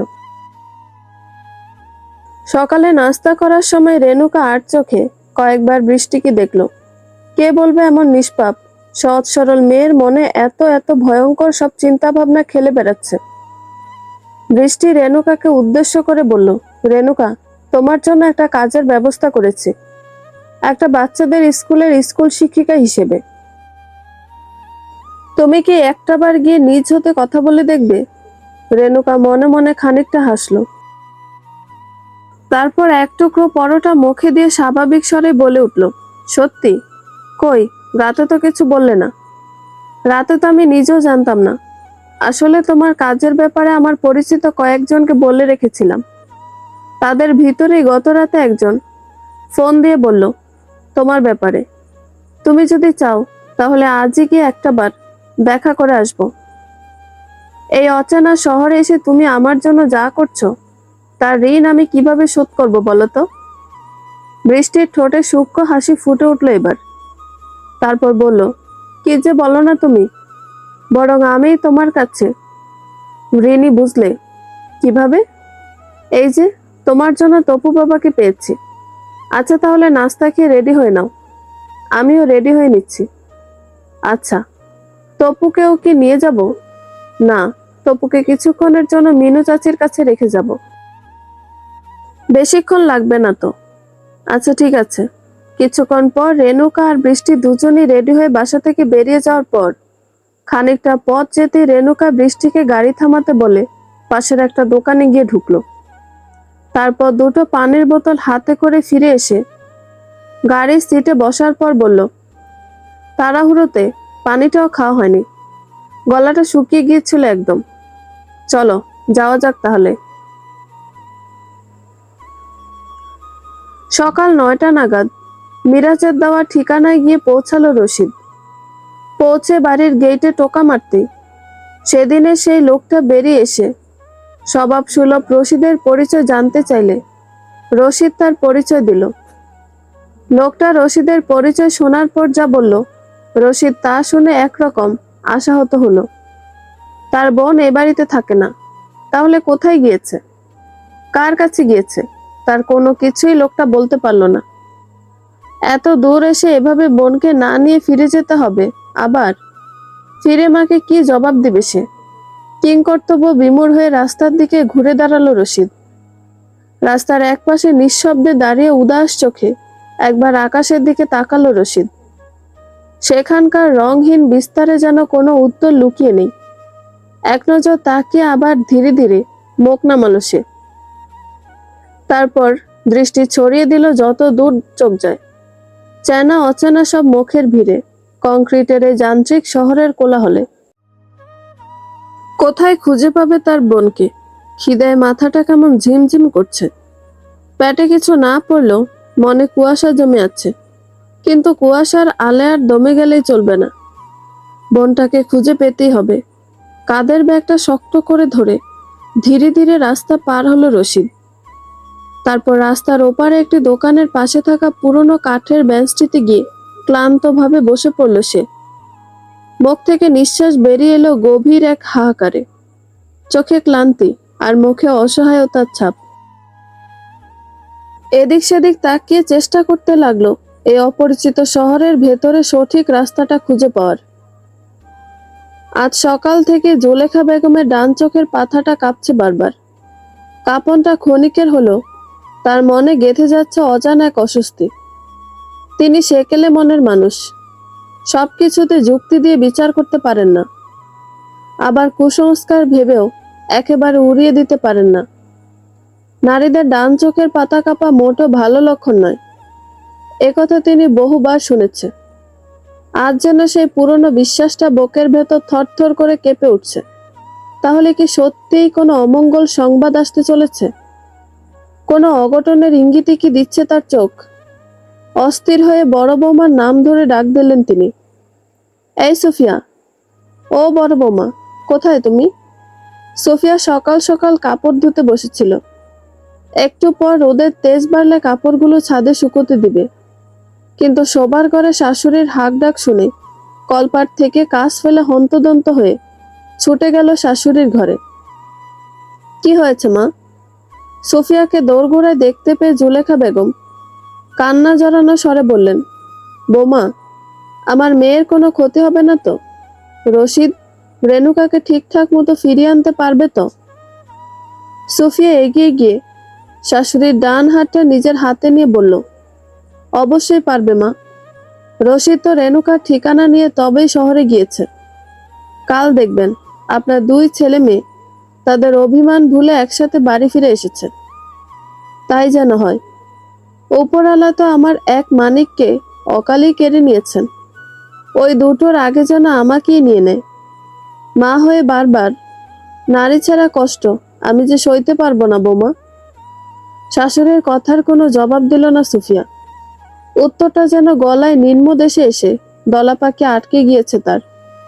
হ্যাঁ, সেই মানুষটা তার নারী ছাড়া ধন ছিল, কিন্তু তার কাছেও তো সবকিছু ছিল, স্বপ্ন, ভালোবাসা, একটা ঘর। এখনো তার দুইটি সন্তান আছে, আশ্রয় খোঁজে যাদের মাঝে। কিন্তু তার কি আছে? এই ভাবনার ভারী চোখের কোণে জলের ধারা জমে উঠল সুফিয়ার। নিঃশব্দে ভেতরের কান্না যেন এক ফোঁটা অশ্রু হয়ে ঝরে পড়তে চাইল দু চোখ থেকে। বোমা, আজ সকাল থেকে আমার ডান চোখের পাতাটা কেমন কাঁপছে, মনটা কু ডাকছে। আবার না জানি কোন দুঃসংবাদ ওত পেতে আছে মোল্লাবাড়ির দোরগোড়ায় কড়া নাড়ার জন্য। সোফিয়া চোখের জল মুছে নিয়ে বলল, আপনি একদম চিন্তা করবেন না মা। রশিদ গিয়েছে না, ও ঠিক রেণুকাকে ফিরিয়ে আনবে। তাই যেন হয় বৌমা, তোমার কথাই যেন সত্যি হয়। ড্রাইভিং সিটে বসে বৃষ্টি গাড়ি চালাচ্ছে, মাঝে মাঝে চোরা চোখে দেখছে রেণুকাকে। আজ সকাল থেকে রেণুকার আচরণে এক অদ্ভুত পরিবর্তন লক্ষ্য করছে সে। চোখে মুখে যেন এক অন্যরকম প্রশান্তি, আবার কোথাও এক অস্পষ্ট দ্বিধা। এই বদলটা কি তার সান্নিধ্যে ধীরে ধীরে গড়ে ওঠা অনুভবের ফসল, নাকি এর পেছনে আছে অন্য কোনো না বলা গল্প? বৃষ্টি উত্তর খুঁজতে চাইছে, কিন্তু মুখে বলা সাহস পাচ্ছে না। কিন্তু বেশিক্ষণ কথা না বলেও থাকতে পারল না সে। আচ্ছা রেণুকা, তোমার কি কিছু হয়েছে? কই না তো, কেন? না এমনিতেই, কোনো কিছু নিয়ে মনে হচ্ছে একটু চিন্তিত। আমাকে বলতে পারো। না তেমন কিছু না, এতদিন পর একটা কাজের সন্ধান মিলিয়ে দিলে, তাই ভাবছি কাজটা পাবো কিনা। আসলে এভাবে সারাক্ষণ চার দেওয়ালের মাঝে বসে থাকতে আমারও ভাল লাগে না। বদ্ধ ঘরে দম বন্ধ হয়ে আসে আমার। এত চিন্তা কিসের, আমি আছি তো। আচ্ছা বৃষ্টি, গতকাল সন্ধ্যায় বাসার নিচে একটা লোকের সাথে তোমাকে কথা বলতে দেখছিলাম। লোকটাকে দেখলেই তো গায়ে কাঁটা দিয়ে ওঠে। অমন জলদস্যু টাইপের মানুষের সাথেও তোমার ওঠা বসা আছে? বৃষ্টি জোর করে হাসবার চেষ্টা করে বলল, তুমি কি জাবেদ ভাইয়ের কথা বলছো? আরে উনি আগে এই বাসাতেই থাকতেন, আমাদের সাথে বেশ ভালো সম্পর্ক। আসলে তার বউটা চলে যাওয়ার পর বউয়ের শোকে নিজের যত্ন আত্তি করা ছেড়ে দিয়েছেন, তাই চেহারাটা অমন জলদস্যুর মতো হয়ে গিয়েছে। এমনিতে মানুষ হিসাবে খুব ভালো, মাঝে মধ্যে সাংসারিক কিছু লাগলে তাকে বললেই এনে দিয়ে যায়। কালকেও আটা শেষ হয়ে গিয়েছিল, তাই দিতে এসেছিল। কিন্তু তুমি তো যখন বাসায় ঢুকেছিলে তখন খালি হাতেই ঢুকেছিলে। রেণুকার পাল্টা আক্রমণে বৃষ্টি হকচকিয়ে উঠল। তারপর নিজেকে সামলে নিয়ে বলল, আমি কি নিচ থেকে ব্যাগ বয়ে চারতলায় উঠব? বাড়ির কেয়ারটেকারকে দিয়েছিলাম, উনি পরে এসে দিয়ে গিয়েছিলেন মিনু চাচির কাছে। ও আচ্ছা আচ্ছা, তুমি একটু গাড়িতে বসো, আমি আসছি এক্ষুনি। কথাটা বলে গাড়িটি একটু সাইডে করিয়ে বৃষ্টি নেমে গেল গাড়ি থেকে। রেণুকা সিটটা খানিকটা বাঁকিয়ে নিয়ে আরাম করে বসলো এবার। চোখ দুটো আধা নিমিলিত, ঠোঁটের কোণে এক ফালি রহস্যময় হাসি খেলে বেড়াচ্ছে তার। মনে মনে বলল, দেখি না কতক্ষণ খেলতে পারো তোমরা। চুপচাপ থাকলেই যে বোকা, এই ভুলটা অনেকে বহুবার করেছে। আমার নীরবতাকে দুর্বলতা ভেবে অনেকে অনেক কিছু পেয়ে গেছে সহজে, কিন্তু এবার তুমি যদি গ্রামের মেয়ে হয়ে এমন ভয়ঙ্কর খেলা খেলতে পারো, তাহলে আমি বা কম কি? আমার ভেতরে আগুন আছে, শুধু সেটা জ্বলে নিঃশব্দে। যে তোমার থেকে অনেক বেশি দেখেছি, অনেক বেশি হারিয়েছি, সে আমি থেমে যাব? না, এবার আমি খেলবো, কিন্তু নিয়ম তোমার নয়, নিয়ম এবার আমার হবে। কিছুক্ষণ পর বৃষ্টি আবার ফিরে এসে গাড়িতে চেপে বসলো। তারপর গাড়িতে চাবি দিতে দিতে রেণুকার দিকে তাকে মৃদু হেসে বলে উঠল, যাওয়া যাক তাহলে এখন। পাশের দোকান থেকে একটা কলা আর পাউরুটি কিনে সকালের প্রাতরা সেরে নিল রশিদ। তারপর চুপচাপ দোকানের হাতে টাকা গুঁজে দিয়ে উদ্ভ্রান্তের মতো ঘুরে দাঁড়িয়ে ধীরে ধীরে এগিয়ে চলল সে, কিন্তু মনে যেন কুয়াশা জমে আছে। চিন্তা করতে পারছে না ঠিকভাবে, এত বিশাল শহরের ভিড়ে তার বোনকে কোথায় খুঁজবে সে, যেখানে ঠিকানা সহকারেও কাউকে খুঁজে পেতে হিমশিম খেতে হয়, সেখানে একেবারে ঠিকানাবিহীন হদিসিন একজন মানুষকে খুঁজে বের করা যেন খড়ের গাদায় সুই খোঁজার মতো অসম্ভব। দুশ্চিন্তার জাল কেটে ধীর গতিতে এগিয়ে যেতে লাগলো রশিদ। তারপর কিছুটা দূর গিয়ে একটা মোড় ঘুরতে আচমকা সামনে থেকে ধেয়ে আসে একটি সিএনজির সাথে ধাক্কা লেগে ছিটকে পড়ল সে রাস্তার একপাশে। ছিটকে পড়ে ব্যথায় কুঁকড়ে উঠল রশিদ। তারপর নিজেকে সামলে নিয়ে চোখ মেলতেই দেখল সিএনজি থেকে একজন লোক তড়িঘড়ি করে নেমে আসছে। লোকটা দৌড়ে এসে রশিদের হাত ধরে তাকে বসিয়ে দিয়ে তার দিকে একটা পানির বোতল এগিয়ে দিয়ে কাপা কণ্ঠে বলল, ভাইজান, আপনার কোথাও লাগেনি তো? দোষটা আমারই, আমি এক জায়গায় যাওয়ার জন্য এমন তাড়াহুড়ো করে গাড়ি চালাচ্ছিলাম, আপনাকে দেখে আর গতি ঠিক রাখতে পারিনি। রশিদ কিছুক্ষণ লোকটার দিকে হতবুদ্ধির মতো তাকিয়ে থাকার পর নিজেকে ধাতস্থ করে নিয়ে বলল, আমি ঠিক আছি। কথাটা বলে উঠতে যেতেই রশিদের মুখ থেকে একটা যন্ত্রণাদায়ক শব্দ বেরিয়ে এলো। হাতের কনুইয়ের কাছে পাকা রাস্তায় ঘষা লেগে খানিকটা চামড়া উঠে গিয়ে জায়গাটা লাল হয়ে ফুলে উঠেছে। সিএনজিওয়ালা রশিদকে হাত ধরে দাঁড় করিয়ে বলল, আপনি কি কোথাও যাচ্ছিলেন ভাইজান? চলুন, আমার সিএনজি করে পৌঁছে দিচ্ছে আপনাকে। গাড়িতে ব্যথার মলম আছে, ক্ষত জায়গায় লাগিয়ে দিলে একটু আরাম বোধ করবেন। রশিদ একবার সিএনজিটার দিকে তাকিয়ে বলল, আমি আমার বোনের কাছে যাচ্ছি, নিয়ে যেতে পারবেন? হ্যাঁ, পারবো না কেন, অবশ্যই পারবো। আপনি ঠিকানাটা বলুন, আমি আপনাকে পৌঁছে দিব। ঠিকানা তো জানি না, গ্রাম থেকে যেই ঠিকানাটা হাতে করে এসেছিলাম, আসার পর জানলাম সেইখানে আমার বোন থাকে না। এদিকে মাকে কথা দিয়ে এসেছি, বোনকে নিয়ে তবেই বাড়ি ফিরবো, কিন্তু এত বড় শহরে তাকে কোথায় খুঁজবো আমি? লোকটা নিজের মাথা চুলকে বলল, বেশ চিন্তায় ফেলে দিলেন তো। আচ্ছা, যে ঠিকানায় এসেছিল সেখানে খোঁজ নিয়েও কিছু জানতে পারেননি? রশিদ ফোঁস করে একটা দীর্ঘশ্বাস ছেড়ে বলল, না। বাড়ির দারোয়ান কোনো কিছুই বলতে পারল না। এই বিশাল শহরে লাখ লাখ মানুষের বসবাস, সেখানে ঠিকানাবিহীন আপনার বোনকে কোথায় খুঁজবেন আপনি? জানি না আমি, তবে তাকে না নিয়ে আমি গ্রামে ফিরব না।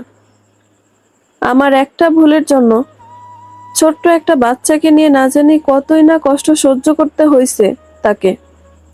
বউয়ের মিথ্যা অভিযোগ শুনে নিজের বোনকে বাড়ি থেকে তাড়িয়ে দিয়েছে আমি। কত বড় পাষণ্ড ভাই আমি। লোকটা এবার কিছুক্ষণ চুপ থাকার পর বলল, আপনার বোনের নাম কি রেণুকা? রশিদের চোখ বিস্ময়ে বড় হয়ে গেল। বলল, হ্যাঁ, কিন্তু আপনি জানলেন কিভাবে? আপনি কি রেণুকাকে চেনেন?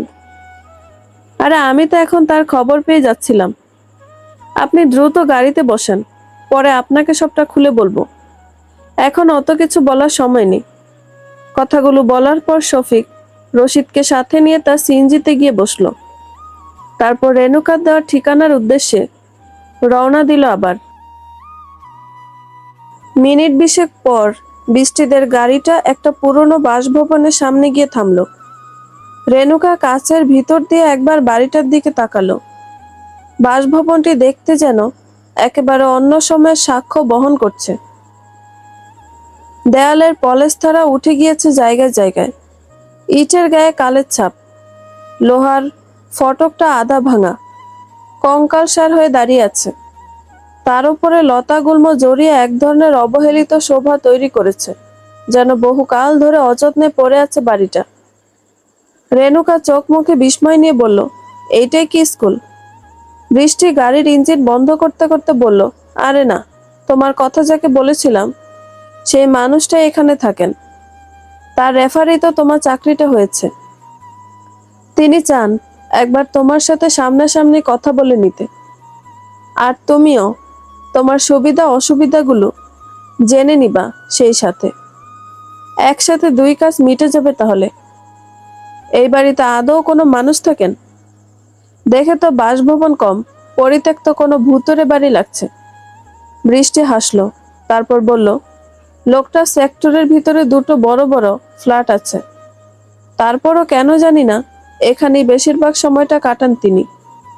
হয়তো পুরনো কোনো স্মৃতির মায়ায় বাড়িটাকে ছাড়তে পারেন না।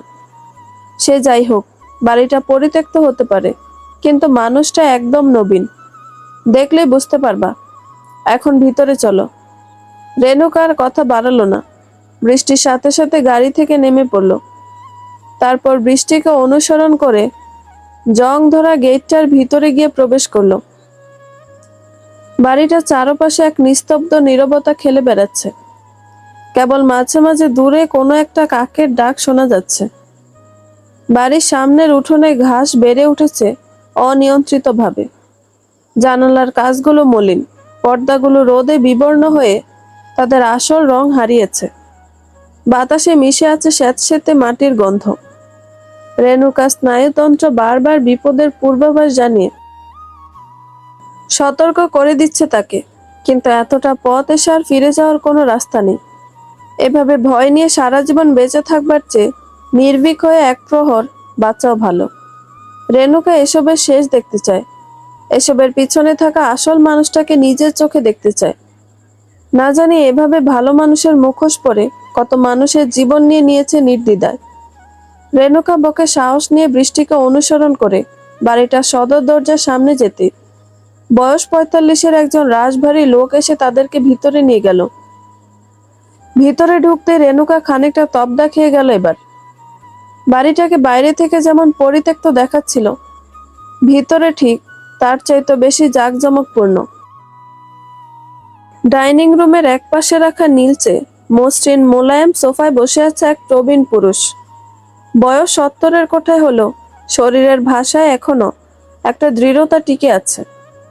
মাথা জুড়ে কাঁচা পাকা চুল, আর মুখটা আশ্চর্য রকম মসৃণ ও পরিপাটি। গোলগাল মুখে এক ধরনের শান্ত সৌজন্যের ছাপ ফুটে উঠেছে। তাদেরকে দেখে লোকটা কপালের ওপরের ভ্রুজোড়া সামান্য উঁচু নিচু করে তাকালো।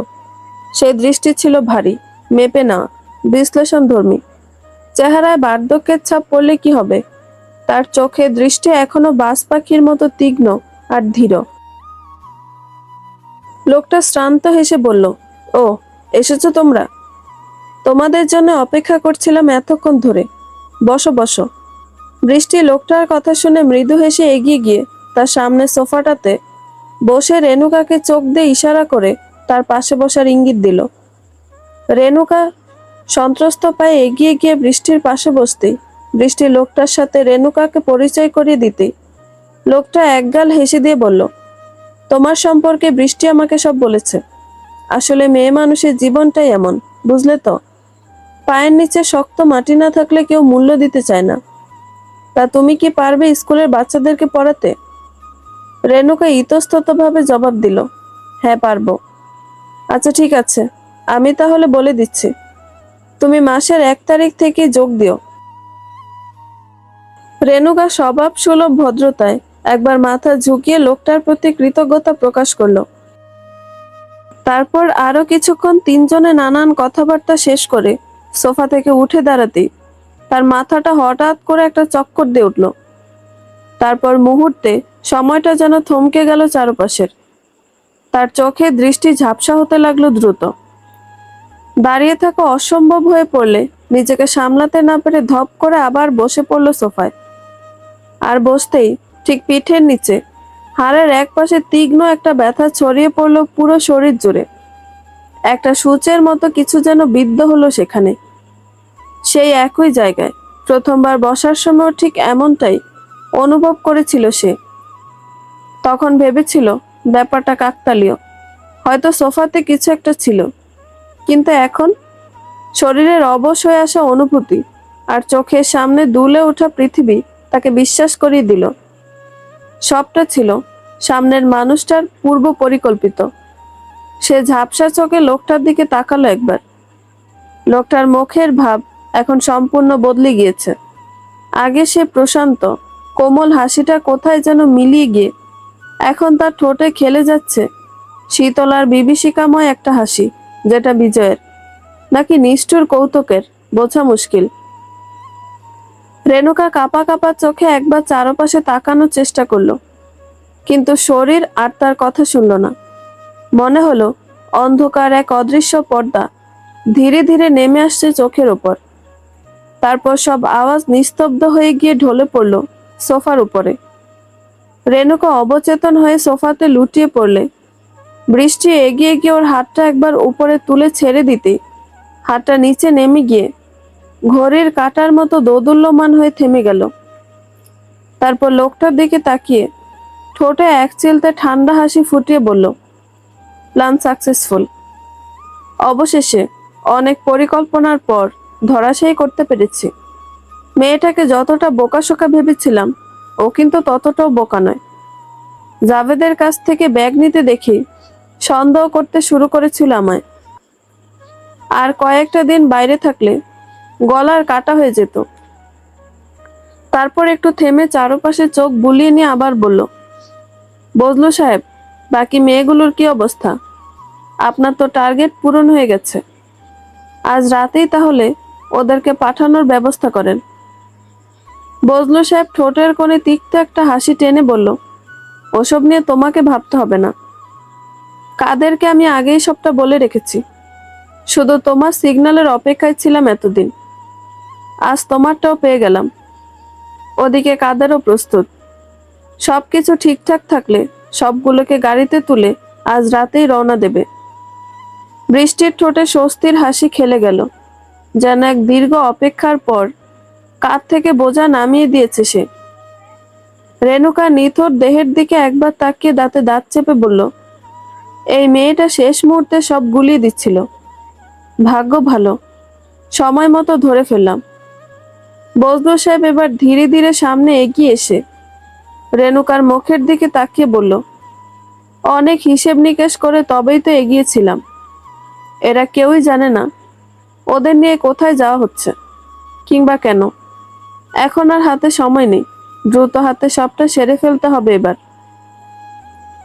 সময়ের আগে কেউ জেনে গেলে পুরো প্ল্যানটাই মাটি হয়ে যাবে। বৃষ্টি নিচু গলায় বলল, আচ্ছা আপনি নিশ্চিত কাদের সব সামলে নিতে পারবে? ওরা তো ছোট বাচ্চা না। একটা ভুল হলে কিন্তু আমাদের সবাইকে জেলে যেতে হতে পারে। বজলু সাহেব কাঁধ ঝাঁকিয়ে বলল, কাদের লোকটাকে তুমি চেনো না বৃষ্টি? ও চোখ কান খোলা রেখেই কাজ করে। আমার অনেক বিশ্বস্ত একজন। প্রয়োজনের বেশি একটাও প্রশ্ন করে না। আর যারা বেশি প্রশ্ন করে তাদের জায়গা হয় না আমাদের দলে। তারপর বৃষ্টির দিক থেকে মুখ ফিরিয়ে বলল, এই কে আছিস? মেয়েটাকে পাতাল ঘরে নিয়ে যা। তারপর আজ রাতেই সব কটার বন্দোবস্ত হয়ে যাবে।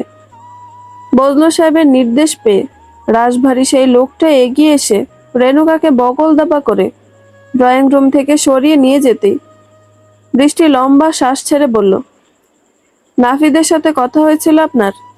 নাফিদকে বলেছি আরো 2-1 জন ক্লায়েন্টের খোঁজ করতে। সিঙ্গাপুরের ওই ভদ্রলোক ইদানিং একটু বেশি তেরামি করছে। বজলু সাহেব সংক্ষিপ্ত গলায় বলল, ওসব আমি দেখছি। আর বাচ্চাটাকে কখন আনবে? বৃষ্টির চোখে বিদ্যুৎ খেলে গেল এবার। নিজেকে সামনে নিয়ে দৃঢ় স্বরে বলল, বাচ্চাটা কোথাও যাচ্ছে না, সে আমার সাথেই থাকবে। তারপর খানিকটা থেমে কণ্ঠে মমতার আঁচ ফুটিয়ে বলল, আমার তো কোনো সন্তান নেই, আমি তাকে মায়ের আদর দিয়ে বড় করব। লোকটা পাতাল ঘরে অবচেতন রেণুকাকে রেখে দরজা বন্ধ করে দেওয়ার কিছুক্ষণ পর রেণুকা চোখ মেলে তাকালো। তারপর আবছা আলোয় সে দেখতে পেল ঘরের এক পাশে ঠিক তার মতোই আরো 10-12টি নারী মূর্তি অগোছালোভাবে মেঝেতে গুটিসুটি মেরে বসে আছে। কারো চোখে ভয়, কারো মুখে বিস্ময়, আবার কারো শরীরে ক্লান্তির ছাপ। নীরবতা যেন চাপা চিৎকারের রূপ নিয়ে ছড়িয়ে আছে পুরো পাতাল ঘর জুড়ে। রেণুকাকে চোখ মেলে তাকাতে দেখে সবার চোখ মুখে কৌতূহল ফুটে উঠল। কৌতূহলী হয়ে সবাই এক এক করে রেণুকার দিকে এগিয়ে আসতে রেণুকা ঠোঁটে হাত রেখে সবাইকে শান্ত থাকার নির্দেশ দিয়ে বলল, আমি এখানে নিজের ইচ্ছাতে এসেছি। তারপর সবার দিকে এক নজর তাকিয়ে নিল সে। সবার ভিতর থেকে একজন স্বাস্থ্যবতী মেয়ে এগিয়ে এসে ভারী গলায় বলে উঠল, এমন নরকে কেউ জেনে বুঝে আসে? ওরা তো মানুষ নয়, এক একটা নরকের কীট। অসহায় মেয়েদের নানান বাহানায় এখানে এনে বন্দি করে রেখেছে। জানি না আর কতদিন এই অন্ধকার ঘরে পড়ে থাকতে হবে। রেণুকা মেয়েটিকে উদ্দেশ্য করে বলল, আজ রাতে আমাদের সবাইকে এখান থেকে মুক্তি করে দেওয়া হবে। কথাটা শুনে অপরজন উৎকণ্ঠিত গলায় বলল, সত্যি? এবার তাহলে আমাদের মুক্তি মিলবে? না, শুধু এই অন্ধকার ঘর থেকে মুক্তি মিলবে। তবে এরপরে আমাদের সবাইকে কোথায় নিয়ে যাওয়া হবে তার কিছুই জানি না। তবে ওদের কথা শুনে যতটুকু বুঝেছি, ভালো কিছু হবে না নিশ্চয়ই। আমার তোমাদের সবার সাহায্য লাগবে। আজ রাতে আমাদেরকে একটা ট্রাকে করে অন্য কোথাও পাঠানোর ব্যবস্থা করা হবে। তখনই যা করার করতে হবে, নয়তো। অন্যজন পাল্টা প্রশ্ন করলো, নয়তো কি? আমাদের শরীরের প্রতিটি অঙ্গ প্রত্যঙ্গ ঠিক কোথায় যাবে সেই হিসেব আমরা নিজেরাও বলতে পারবো না। কারণ এরা সবাই হিউম্যান ট্রাফিকিং চক্রের অংশ। তারা দেশে অসহায় দরিদ্র মেয়েদের নানা প্রলোভনে ফেলে ফুসলিয়ে বিদেশে পাচার করে দেয়। তারপর কেউ কেউ হয়তো বেঁচে থেকেও প্রতিদিন মৃত্যু কামনা করে। অসহ্য নিপীড়নের যন্ত্রণা বয়ে বেড়ায় প্রতিটি নিঃশ্বাসে। আর যাদের কপাল ভালো, তাদের শরীরের এক একটা অঙ্গ এক একজনের কাছে বিক্রি হয়ে যায়। একটা সম্পূর্ণ মানুষ যেন কেটে ছিঁড়ে ভাগ করে দেওয়া হয় টাকার বিনিময়ে। তবে এবার আর এসব হবে না, আমি হতে দিব না। তার জন্য তোমাদের সবার সাহায্য লাগবে আমার। রেণুকার কথাগুলো শুনে যেন সবাই একসাথে আঁতকে উঠল এবার। পাতাল ঘরটিতে মুহূর্তের মধ্যে নেমে এল এক করুণ নিস্তব্ধতা। থমকে গেল চারপাশের সব শব্দ। তারপর সবাই ধীর পায়ে রেণুকার আরো কাছে ঘেঁষে এসে বসার পর একজন বলল, কি সাহায্য বলো? এভাবে তিলে তিলে মরার চাইতে মোকাবেলা করেই না হয় মরব। রেণুকা এবার চাপা সরে তার পরিকল্পনার সবটা তাদেরকে বুঝিয়ে বলল। শফিক রশিদকে সঙ্গে করে নিয়ে একটা বাড়ির সামনে এসে দাঁড়ালো। রশিদ এখনো শফিকের ভাবগতি কোনো কিছুই ঠিকমতো ঠাউরে উঠতে পারেনি। সন্দিহান মনে তাকে শুধু অনুসরণ করে এসেছে এতটা পথ। কিন্তু এবার আর কৌতূহল দমিয়ে রাখতে পারল না। বলল, তুমি আমাকে ঠিক কোথায় নিয়ে যাচ্ছ বলবা? রেণুকা কোথায়? শফিক বিরক্ত জড়ানো কণ্ঠে বলল, আরে ভাইজান, সবটা বলবো তো আপনাকে। এখন একটু চুপ থাকেন দয়া করে। রশিদ এবার বিরক্ত হয়ে বলে উঠল, কি চুপ থাকবো? হ্যাঁ, সেই কখন থেকে একই কথা বলে যাচ্ছে তুমি। রেণুকা ঠিক আছে তো? এত বড় বাড়িতে নিশ্চয় আমার বোন থাকে না, তাহলে এখানে কেন নিয়ে এলে আমাকে? আরে ভাই, বলো না তোমার মনের ভিতরে কি চলছে? শফিক এবার রশিদের হাতটা চেপে ধরে একপাশে নিয়ে গিয়ে বলল, আপনার বোন এখন কোথায় আছে আমি নিজেও জানি না। আপনার সাথে দেখা হওয়ার কিছুক্ষণ আগে একটা অপরিচিত নাম্বার থেকে ফোন দিয়ে এইবারে ঠিকানাটা দিয়ে বলল, এখান থেকে যেভাবেই হোক তপুকে যেন আমি বের করে একটা নিরাপদ আশ্রয় নিয়ে যাই। খবর পেয়ে তাড়াহুড়ো করে এখানে আসছিলাম, আর তখনই আপনার সাথে দেখা। আপনার বোনের সাথে আমার এতটুকুই কথা হয়েছে, আর আমি এখন সেটাই করতে এসেছি। বুঝলেন এবার? রশিদ মাথায় হাত দিয়ে বসে পড়ল এবার। তারপর কপাল চাপড়ে বলল, হায় আল্লাহ, অভাগীর কপালে আর কত অনিষ্ট লিখে রেখেছ তুমি। না জানি আবার কোন বিপদে পড়েছে আমার বোনটা। এই সব কিছুর জন্য দায়ী আমি নিজে। সেদিন যে কেন তাকে অতগুলো কথা শোনাতে গিয়েছিলাম আমি। আরে ভাইজান, এখন এসব নিয়ে বিলাপ করার মতো সময় নেই তো। আপনি এখানেই দাঁড়ান, আমি ভিতরে গিয়ে তপুকে নিয়ে আসছি। কথাটা বলে রেণুকার দেওয়া নির্দেশ মতো দারোয়ানকে সবটা বলে ভিতরে ঢুকে গেল শফিক। অন্ধকার পাতাল ঘরে সময় জ্ঞান না বুঝলো প্রহর গুনে গুনে ঠিক 2 প্রহর পর আবার পাতাল ঘরে দরজা খোলার শব্দ ভেসে এলো সবার কানে। শব্দটা কানে আসতেই রেণুকা আগের মতোই মেঝেতে নিঃশব্দে লুটিয়ে পড়ল সঙ্গে সঙ্গে। দরজা খুলে বিশাল দেহী একজন পুরুষ সমেত বজলু সাহেব আর বৃষ্টি ভিতরে প্রবেশ করলো এবার। লোকটার চেহারা দেখে পাতালঘরের সবাই রীতিমতো ঘাবড়ে গেল। মানুষ এমনও হয়, কালো মিশমিশে গায়ের রং, চোখগুলো অসম্ভব রকমের ছোট ছোট আর তীক্ষ্ণ, কদম ছাট মাথার চুল, আর মুখ ভর্তি বহুদিনের না কামানো দাড়ি। সব মিলিয়ে লোকটাকে দানবের মতো ভয়ঙ্কর লাগছে। লোকটার পিছু পিছু আরো কয়েকজন ভিতরে এসে ঢুকতেই বজলু সাহেব এবার সবাইকে উদ্দেশ্য করে বলে উঠল, তোমাদের যাওয়ার সময় হয়েছে, উঠে পড়ো সবাই। বজলুর গুরুগম্ভীর কণ্ঠস্বর শুনে সবাই একসাথে দাঁড়িয়ে গেল। সে একবার মেঝেতে পড়ে থাকা নারী মূর্তির দিকে তাকিয়ে বলল, ওটাকে কি দাঁড়ানোর জন্য আলাদাভাবে বলতে হবে? নারীদের ভিতর থেকে একজন বলে উঠল, ওই মেয়েটাকে যখন থেকে এখানে এনে রেখে গিয়েছে তখন থেকে অজ্ঞান হয়ে পড়ে আছে। বজলু সাহেব বৃষ্টির দিকে তাকাতে বৃষ্টি বলল, পরপর 2 বার ডোজ পড়াতে মনে হয় জ্ঞান ফিরতে একটু দেরি হচ্ছে। সমস্যা নেই, ও জ্ঞান শূন্য হয়ে থাকলেই ভালো, জেগে গেলে না জানি আবার কোন ঝামেলা পাকিয়ে বসে। বজলু সাহেব এবার তার পাশে দাঁড়িয়ে থাকা লোকটাকে নির্দেশ দিয়ে বলল, কাদের, ওটাকে চ্যাংদোলা করে গাড়িতে তোল, আর বাকিগুলোকে সঙ্গে করে নিয়ে আয়। কথাগুলো বলে বজলু সাহেব আর বৃষ্টি বাইরে বেরিয়ে গেল। রেণুকা একবার নিঃশব্দে অর্ধ নিমিলিত চোখে লোকটাকে দেখে নিল। তার মানে এই লোকটার হাত দিয়ে তাদেরকে এইখান থেকে সরানোর বন্দোবস্ত করা হয়েছে। কাদের তার সঙ্গে থাকা লোকজনকে নির্দেশ দিতে একজন রেণুকাকে ঘাড়ে তুলে নিল, আর বাকিরা তাদেরকে অনুসরণ করে সারিবদ্ধভাবে এক এক করে পাতাল ঘরের দরজা দিয়ে বাইরে বেরিয়ে গেল। বাইরে নিস্তব্ধ অন্ধকার, চারপাশে নেমে এসেছে গভীর নীরবতা, যেন শব্দহীন এক সুর খেলে বেড়াচ্ছে বাতাসের সাথে। বহুদিন পর খোলা আকাশের নিচে এসে সবাই যেন স্বস্তির নিঃশ্বাস ফেললো এবার। কিন্তু সেই স্বস্তি বেশিক্ষণ টিকলো না। এক অদৃশ্য অস্বস্তিও হঠাৎ করে ঘিরে ধরলো সবাইকে। দেখলো তাদের থেকে হাত 10 দূরে একটা ট্রাক দাঁড়িয়ে আছে। বিশাল দেহী লোকটা ট্রাকের পিছনের ডালা খুলে দিয়ে সবাইকে ইশারা করে তার ভিতরে উঠে যাওয়ার নির্দেশ দিচ্ছে।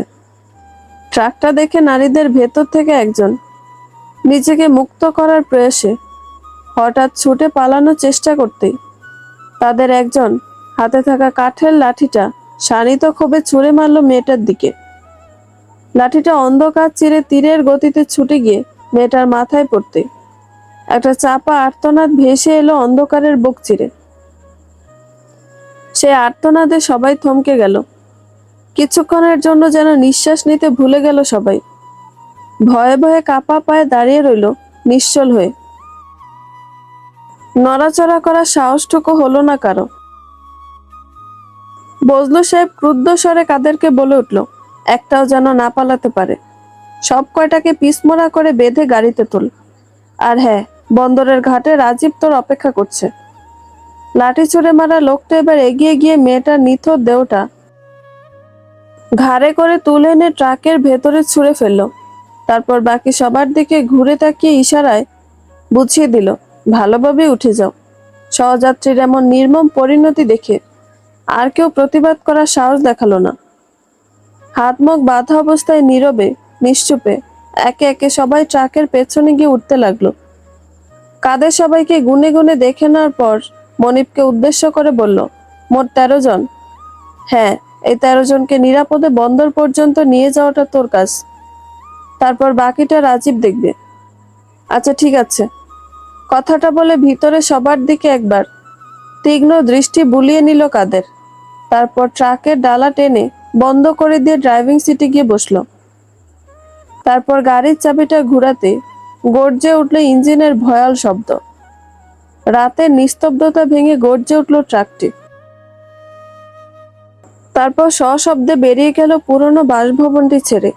বজলু সাহেব আর বৃষ্টি থমথমে চোখে তাকিয়ে রইল সেদিকে। গাড়ির পিছনে দুপাশে জ্বলতে থাকা লাল আলোটা ধীরে ধীরে ম্লান হয়ে আসতে আসতে একটা সময় বাঁক নিয়ে মিলিয়ে যেতে বজলু সাহেব বৃষ্টির দিকে ঘুরে দাঁড়িয়ে গম্ভীর গলায় বললেন, এবারের গেমটা কিন্তু ছোটখাটো নয়, অনেক বড়। আর ঠিক এই কারণেই দায়িত্বটা কাদেরকে দিয়েছি। এসব জটিল দায়িত্ব কাদের ছাড়া আর কেউ সামলাতে পারবে না। বৃষ্টি ধীর স্বরে জিজ্ঞেস করলো, রাস্তায় যদি কোনো পুলিশি ঝামেলা হয়? বজলু সাহেব হালকা হাসলেন। তারপর বললেন, কাদের খুব ধুরন্ধর আর তীক্ষ্ণ বুদ্ধির মানুষ। পুলিশের চোখে কিভাবে ধুলো দিতে হয় সেটা আমাদের থেকে কাদেরই বেশি ভালো জানে। আমরা যা ভাবতে পারি না সেটা আগে আঁচ করে ফেলতে পারে। কাদের কাঁধে দায়িত্ব দিয়েছি মানে এখন একদম নিশ্চিন্তে নিরাপদে মেয়েগুলো বন্দর, তারপর বন্দর থেকে সিঙ্গাপুর চলে যাবে। বাসভবনের সরু পথটা ছেড়ে কাদেরের ট্রাকটা এখন বড় রাস্তা ধরেছে। কেবিনের ভিতরে কাদেরের গায়ে হালকা ধুলোমাখা শার্ট, চোখে অভিজ্ঞতা দৃঢ়তা। তার পাশে বসে আছে বছর 22-এর একজন যুবক, নাম সবুজ। সদ্য কৌশল পেরোনো ছেলেটা কয়েক মাস হলো পরিবারের হাল ধরতে কাদেরের হেল্পিং হ্যান্ড হিসেবে কাজ করছে। কাদের সামনের দিকে তাকিয়ে ড্রাইভিং করতে করতে বলল, একটা সিগারেট ধরা তো সবুজ। সবুজ সামান্য হেসে শার্টের পকেট থেকে সিগারেটের প্যাকেটটা বের করে একটা সিগারেট ঠোঁটে নিয়ে লাইটার দিয়ে আগুন ধরালো। তারপর চোখ বন্ধ করে কয়েকটা টান দিয়ে জানালার বাইরে ধোঁয়া ছেড়ে দিয়ে জ্বলন্ত সিগারেটটা কাদেরের দিকে এগিয়ে দিয়ে বলল, বস, আপনার ভয় করে না? এত রিস্ক নিয়ে ড্রাইভ করেন, বর্ডার পেরান, পুলিশ হেনস্থা, কত কিছু। কাদের সিগারেটে একটা শুক টান দিয়ে সিগারেটের আগুনটাকে আরো জ্বালিয়ে তুলল। তারপর ধোঁয়া ছেড়ে দিয়ে বলল, ভয় জিনিসটা বুকের ভেতরে চেপে রাখলেই ভয়, বুঝলি তো? ভয়কে যতক্ষণ বুকে চেপে রাখবি ততক্ষণ ভয় তোকে কাবু করে রাখবে। আর যখন সামলাতে শিখবি তখনই সাহসী হয়ে উঠবি। সবুজ চুপ করে কাদেরের মুখের দিকে তাকিয়ে রইল। কাদের আবার বলল, এই লাইনে সাহস না থাকলে চলে না। তবে সাহস মানে বোকামো করা নয়। বিপদের সময় মাথা ঠান্ডা রেখে সবটা হ্যান্ডেল করতে জানতে হবে। সময় লাগবে তোর, ধীরে ধীরে সবটা শিখে যাবি। ট্রাকের ইঞ্জিনের গর্জন আর বাইরের হাওয়া শো শো শব্দে দুজনের মাঝে নিস্তব্ধ নীরবতা নেমে এলো আবার।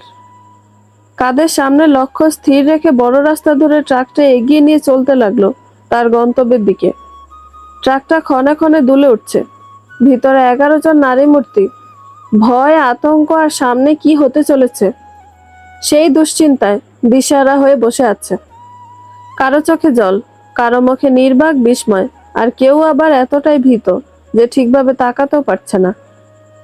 বাকি দুজন নিথর জ্ঞান শূন্য হয়ে পড়ে আছে। রেনুক এবার চোখ মেলে তাকিয়ে উঠে বসলো। তারপর পরিস্থিতির ভয়াবহতা বুঝিনি সবাইকে চুপ থাকতে বলে একে একে সবার হাতের বাঁধন খুলে দিতে শুরু করলো। সব শেষে সে এগিয়ে গেল মাথায় আঘাত পাওয়া মেয়েটার কাছে। মেয়েটার কানের কাছ দিয়ে রক্ত গড়িয়ে পড়ছে। লাঠির আঘাতটা বেশ জোরে সোরে লেগেছে। রেণুকা হাঁটু গেড়ে মেয়েটার পাশে বসে মাথাটা আলতো করে ধরে তার জ্ঞান ফেরানোর চেষ্টা করলো, কিন্তু মেয়েটার জ্ঞান ফিরল না। তার দুর্বিষহ অবস্থা দেখে দুজন মেয়ে চাপা আর্তনাদ করে উঠল। এবার রাত 11টা। বাসভবনের সবকিছু গুছিয়ে বৃষ্টি যখন ক্লান্ত শরীরে নিজের বাসায় পৌঁছালো, তখন যেন আকাশ ভেঙে পড়ল মাথার উপরে। বাসায় তপু নেই। রাগে ফেটে পড়ে বৃষ্টি ছুটে গেল মিনুর কাছে। জিজ্ঞেস করতেই মিনু গম্ভীর মুখে বলল, তোমরা যাইবার কিছুক্ষণ পরে একজন লোক আইছিল, নিজেকে তোমার লোক বলে পরিচয় দিল। কইল তুমি নাকি তপু বাবারে লইয়া যেতে বলছো, তারপর তপুরে লইয়া চইলা গেল। মিনুর মুখে কথাগুলো শুনে বৃষ্টির মুখ শুকিয়ে গেল। তপুর কথা তো সে আর রেণুকা ছাড়া আর কেউ জানতো না। তাহলে তার অনুপস্থিতিতে কে নিয়ে গেল? তাহলে কি রেণুকা আগে ভাগে সবটা আঁচ করতে পেরে ছেলেকে সরিয়ে নিয়েছে? বৃষ্টি হাঁপাতে হাঁপাতে নিজের ঘরে গিয়ে বজলু সাহেবের কাছে কল দিল। এবার কয়েকবার রিং বাজতে ওপাশ হতে ঘুম জড়ানো কণ্ঠস্বরে বজলু সাহেব বলল, হ্যাঁ বৃষ্টি বলো, এনি প্রবলেম? বৃষ্টি শক্ত গলায় বলল, তপু বাসায় নেই। তপুকে? রেণুকা, মানে আমি যে মেয়েটাকে আপনার হাতে তুলে দিয়েছি তার ছেলে। বজলু সাহেব কিছুক্ষণ থেমে বিরক্তির স্বরে বলল, আরে বাচ্চা মানুষ এত রাতে কোথায় যাবে? দেখো পাশের রুমে ঘুমাচ্ছে হয়তো। বৃষ্টি কণ্ঠে দৃঢ়তা এনে বলল, না, রেণুকা সব জেনে শুনে আমার সঙ্গে আপনার বাসায় গিয়েছিল। নিশ্চয়ই সে মনে মনে ভয়ঙ্কর পরিকল্পনা করে তবেই গিয়েছিল আমার সাথে। আমরা বাসা থেকে বেরিয়ে যাওয়ার পর একজন পুরুষ এসে আমার বাসার হেল্পিং হ্যান্ডকে বলেছে সে আমার পরিচিত, আর সেই পরিচয়ের দোহাই দিয়ে তপুকে নিয়ে গেছে। আপনি বুঝতে পারছেন কিছু? ও মাই গড! রেণুকা তার মানে আগে থেকে সব জানতো, আমাদেরকে ফাঁসাতে, নিজের মতো করে খেলতে এসব করেছে। প্লিজ কিছু করুন, মেয়েটাকে থামান, ওর মাথায় নিশ্চয় ভয়ানক কিছু চলছে। বজলু সাহেব এবার বিছানা ছেড়ে উঠে বসলেন। তারপর গম্ভীর স্বরে বললেন, তুমি নিশ্চিত তপু বাসায় নেই? হ্যাঁ, আমি নিজে সবটা খুঁজেছি। মিনু বলেছে, একজন লোক এসে বলেছে আমি তাকে পাঠিয়েছি, আর তারপর সে তপুকে নিয়ে চলে গেছে। রেণুকা কি কারোর সঙ্গে যোগাযোগ করছিল সাম্প্রতিক সময়ে? মানে কারোর সঙ্গে সম্পর্ক, পরিকল্পনা কিছু? বৃষ্টির ধোঁয়াশায় মাথা নাড়ল, বলল, আমি জানি না, তবে আজ সকাল থেকে রেণুকাকে আমার অন্যরকম মনে হচ্ছিল। ওর ভিতরে এক অদ্ভুত পরিবর্তন দেখেছি আমি। পুরো রাস্তাটা কেমন নীরব আর অন্যমনস্ক হয়েছিল। নিশ্চয় আমার পাশে বসে বসে মনে ছক কষছিল। এখন মনে হচ্ছে আমরা নিজেরা ওর জালে জড়িয়ে পড়েছি। বজলু সাহেব একটু থেমে বললেন, দেখো, ঘাবড়ে গেলে চলবে না। এই লাইনে তো তুমি আজকে থেকে নেই। আচ্ছা, আমি এখনই কাদেরকে ফোন করে সতর্ক করে দিচ্ছি। কাদের সবটা সামলে নিবে। লাইনটা কেটে গেলে বৃষ্টি নিঃশ্বাস ফেলল। গলার স্বর এখনো রীতিমতো কাঁপছে তার। বজলু সাহেবের কল পেয়ে কাদের সজোরে গাড়িতে ব্রেক কষে বসলো। আকস্মিক এভাবে শুনশান রাস্তায় ব্রেক কষতে দেখে সবুজ হকচকিয়ে উঠে প্রশ্ন করলো, বস কোনো সমস্যা? কাদের হতবিহ্বলের মতো কিছুক্ষণ তাকিয়ে থাকার পর বলল, তুই বসে থাক এখানে, আমি আসছি এক্ষুনি। কথাটা বলে ট্রাকের দরজা খুলে জোর কদমে নিচে নেমে গেল কাদের। সবুজ পাশের সিটে বসে ওপাশের সাইড মিরর দিয়ে একবার পিছনে দেখবার চেষ্টা করে চুপচাপ বসে রইল। আবার কিছুক্ষণ পর রাতের নীরবতা খান খান করে দিয়ে ট্রাকের ডালা খোলার শব্দ কানে ভেসে এলো বাতাসে। ডালা খুলতেই পিছন থেকে সশব্দে সম্মিলিত নারী কণ্ঠের আহাজারিতে রাতের নিস্তব্ধতা ভারী হয়ে উঠল। এবার সবুজ আর স্থির হয়ে বসে থাকতে পারল না।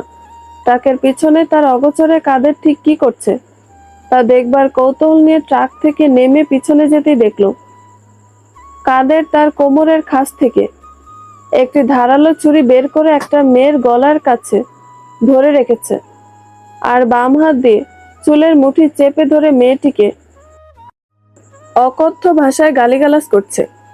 তোর এত সাহস, তুই বজলু সাহেবের সাথে টক্কর দিতে চাস? তোর বাচ্চাটাকে কোথায় সরিয়েছিস, কাকে দিয়ে সরিয়েছিস? সবটা সত্যি সত্যি বল, নয়তো এই শুনশান রাস্তায় গলা কেটে ফেলে রেখে যাব। শেয়াল কুত্তায় ছিঁড়ে ছিঁড়ে খাবে তখন। সবুজ নির্বাক চোখে একবার মেয়েটার মুখের দিকে তাকালো, দেখলো কাদেরের হুঁশিয়ারি শুনে বাকি সবাই ভয়ে জবুথবু মেরে এক কোনায় বসে রইল। কাদেরের হাতে মুষ্টিবদ্ধ হয়ে থাকা মেয়েটার চোখ মুখে ভয়ের পরিবর্তে সেখানে ফুটে উঠেছে একরাশ প্রতিহিংসার আগুন আর সাহসী চাহনি। সবুজ পরিস্থিতি সামাল দিতে এগিয়ে গিয়ে কাদেরকে শান্ত করার চেষ্টা করতে বলল, বস, এই মাঝ রাস্তায় এভাবে চুলের মুঠি চেপে ধরে রাখলে সমস্যার সমাধান হবে না। চলতি পুলিশের গাড়ির সামনে পড়ে গেলে আরো বিপদে পড়ে যাবেন। মাইয়া মানুষ, কি বার করবে? গাড়িতে তুলে দেন। আমাদের যা কাম দিছে ভালবালায় মিটিয়ে দিলেই তো হইছে। কাদের এবার তীক্ষ্ণ দৃষ্টিতে তাকালো সবুজের দিকে, তারপর রুক্ষ গলায় বলে উঠল, হ, ঠিক বলেছিস তুই। বড্ড শেয়ানা, বজলু সাহেবের সাথে টক্কর দিতে চায়। একবার জাহাজে উঠে দিই, তারপর বুঝবো কত দানে কয়টা চাল হয়। কথাটা বলে রেণুকার চুলের মুঠি ছেড়ে কাঁধ ধরে নিচের দিকে ঘুরাতে রেণুকা আকস্মিক একটা কাণ্ড ঘটিয়ে বসলো। সকালে মুদি দোকান থেকে পানির বোতল কেনার নামে শফিককে ফোন করে ফিরে আসার সময় বুদ্ধি করে একটা ব্লেড কিনে গোপনে লুকিয়ে রেখেছিল বুকের ভিতরে।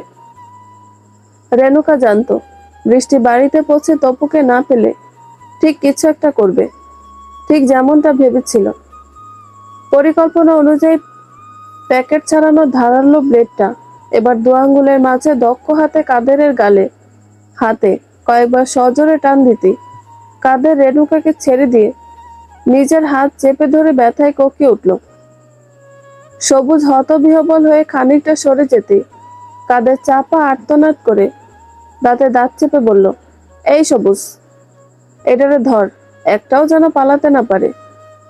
সবুজকে কিং কর্তব্য বিমূঢ় হয়ে চুপচাপ দাঁড়িয়ে থাকতে দেখে কাদের বিরক্তির ঝাঁজে মুখ বেদান করে হাত থেকে পড়ে যাওয়া ছুরিটা মাটি থেকে তুলে নিতে যাওয়ার সময় ঘাড়ের ওপরে ভারী কিছুর আঘাত খেয়ে ছিটকে গিয়ে দাঁড়িয়ে গেল। আবার তার চোখের সামনে রেণুকা দাঁড়িয়ে রাগে ফুঁসছে। কাদের আঁতকে উঠল, ঘাড়ের পিছনে হাত চেপে ধরে পিছন ঘুরতে চোখ কপালে তুলে বলল, সবুজ, তুই তুই আমাকে মারলি? সবুজের মুখের অভিব্যক্তি ততক্ষণে সম্পূর্ণ বদলে গিয়েছে। তার চোখে মুখে সহজ সরল বালক সুলভ ভাবের পরিবর্তে এখন ফুটে উঠেছে এক অচেনা হিংস্রতা। সবুজ ক্রূর হেসে জবাব দিল, হ্যাঁ বস, আপনার শিষ্য বলে কথা, একটু হারামি না হলে হয় বলেন? কথাটা বলে তার হাতের লাঠিটা আরেকবার নামিয়ে দিল কাদেরের মাথা বরাবর। কাদের দ্বিতীয়বার আঘাতকে চাপা ঘুঙ্গানি দিয়ে মাথা চেপে ধরে বসে পড়ে বলল, আমি তোর অন্নদাতা, তুই আমার সাথে বেইমানি করলি? কি করব বলেন? বহুদিনের একটা পুরনো হিসাব পাওনা ছিল যে, অনেক দিন ধরে সুযোগের অপেক্ষাতে ছিলাম, আজ পেয়ে যাওয়ায় মিটিয়ে নিলাম। আপনিই তো শিখিয়েছেন সুযোগ আসলে তা যথাযথ ব্যবহার করতে হয়, নয়তো পস্তানো লাগে। পুরনো হিসাব? তোর সাথে আমার কিসের হিসাব? লতাকে মনে পড়ে বস? কাদের বিস্ময়ে চোখ জোড়া গোল গোল বানিয়ে বলল, লতা? কোন লতা? ও, চিনতে পারছেন না? অবশ্য আপনাদের মতো মানুষদের এসব লতা ফতার কথা মনে না থাকবারই কথা। আচ্ছা, আমি একটু মনে করিয়ে দিই। খালপাড়ার বস্তিটার নাম নিশ্চয়ই শুনেছেন। ওই বস্তিতে তো আপনিও একটা সময় থাকতেন, তাই না? ওই বস্তিতে বাবা হারানো একটা মেয়ে থাকতো, তার ছোট ভাই আর মাকে নিয়ে। মেয়েটার নাম ছিল লতা। কি এখন মনে পড়ছে? কাদের হতবাক হয়ে মাথা চেপে ধরে চুপচাপ বসে সবুজের কথাগুলো নীরবে হজম করতে লাগলো শুধু। সবুজ আবার বলল, দুনিয়ায় এত এত মানুষ থাকতে আপনার নজর শেষমেশ আমার বোনের উপরই পড়তে হয়েছিল। আমার সহজ সরল বোনটাকে প্রেমের জালে ফাঁসিয়ে দিনের পর দিন তাকে ব্যবহার করেছেন। বিয়ে করার স্বপ্ন দেখিয়েছিলেন, মনে পড়ে বস? কে তুই? বস, আমি সে অভাগিনীর ভাই। মেয়েটা আপনাকে সরল মনে বিশ্বাস করছিল, ভালোবেসেছিল। আর আপনি কি করলেন? বজলুর বিশ্বাস অর্জন করার জন্য যে মানুষটা আপনাকে অন্ধের মতো বিশ্বাস করলো, তাকে ঠকালেন। আচ্ছা বস, নিজের ভালোবাসার মানুষটাকে এভাবে বিক্রি করে দিতে গিয়ে কি সেদিন আপনার বুক একটুকুও কেঁপেছিল না? আমার বোনের চোখের দিকে তাকিয়েও কি না? আচ্ছা বস, আমার বোন কি বেঁচে আছে, নাকি অন্য সবার মতো আমার বোনের শরীরটাকেও কেটে কুটে ছড়িয়ে দিয়েছেন দেশের নানান জায়গাতে? কাদের বোধ বুদ্ধি হারিয়ে মাথা চেপে ধরে উঠে দাঁড়াতে গেলে সবুজ একটা লাথি মেরে বসলো কাদেরের বুকের ওপরে। লাথি খেয়ে আবার ছিটকে পড়লো রাস্তার উপরে। ওদিকে রেনুকা ট্রাক থেকে এক এক করে সবাইকে নিচে নামিয়ে নিয়ে এসেছে এতক্ষণে। কাদের একবার সবার দিকে তাকানোর পর রেনুকার চোখে চোখ পড়তে রেনুকা শক্ত গলায় বলে উঠল, মানুষ হত্যা মহাপাপ না হলে এখন এই মানুষটাকে আমি হত্যা করতাম। নরকের কীট একটা। তা না হলে সামান্য টাকার জন্য নিজের ভালোবাসাকে কেউ বিক্রি করে দেয়? সবুজ একবার রেনুকার দিকে তাকিয়ে নিয়ে বলল, মানুষ হত্যা পাপের কাজ হলেও নরকের কীট দু একটা হত্যা করলে পাপ গায়ে লাগবে না। আপনারা সবাই গাড়িতে গিয়ে বসেন, আমি আমার হিসাবটা মিটিয়ে নিয়েই আপনাদের নিজ নিজ বাড়িতে পৌঁছে দিব, কথা দিলাম। সবুজের কথা মতো রেনুকা সবাইকে আবার গাড়িতে উঠতে বলে নিজের সামনের সিটে গিয়ে বসলো। আর তার পর মুহূর্তে রাতের অন্ধকার চিরে একটা করুণ আর্তনাদ ভেসে এলো সবার কানে। সবুজ সেই আর্তনাদকে উপেক্ষা করে এতদিন ধরে চেপে রাখা প্রতিশোধ স্পৃহাটাকে বের করে দিতে হাতের শক্ত লাঠিটা দিয়ে এলো পাথারি কাদেরকে আঘাত করতে লাগলো।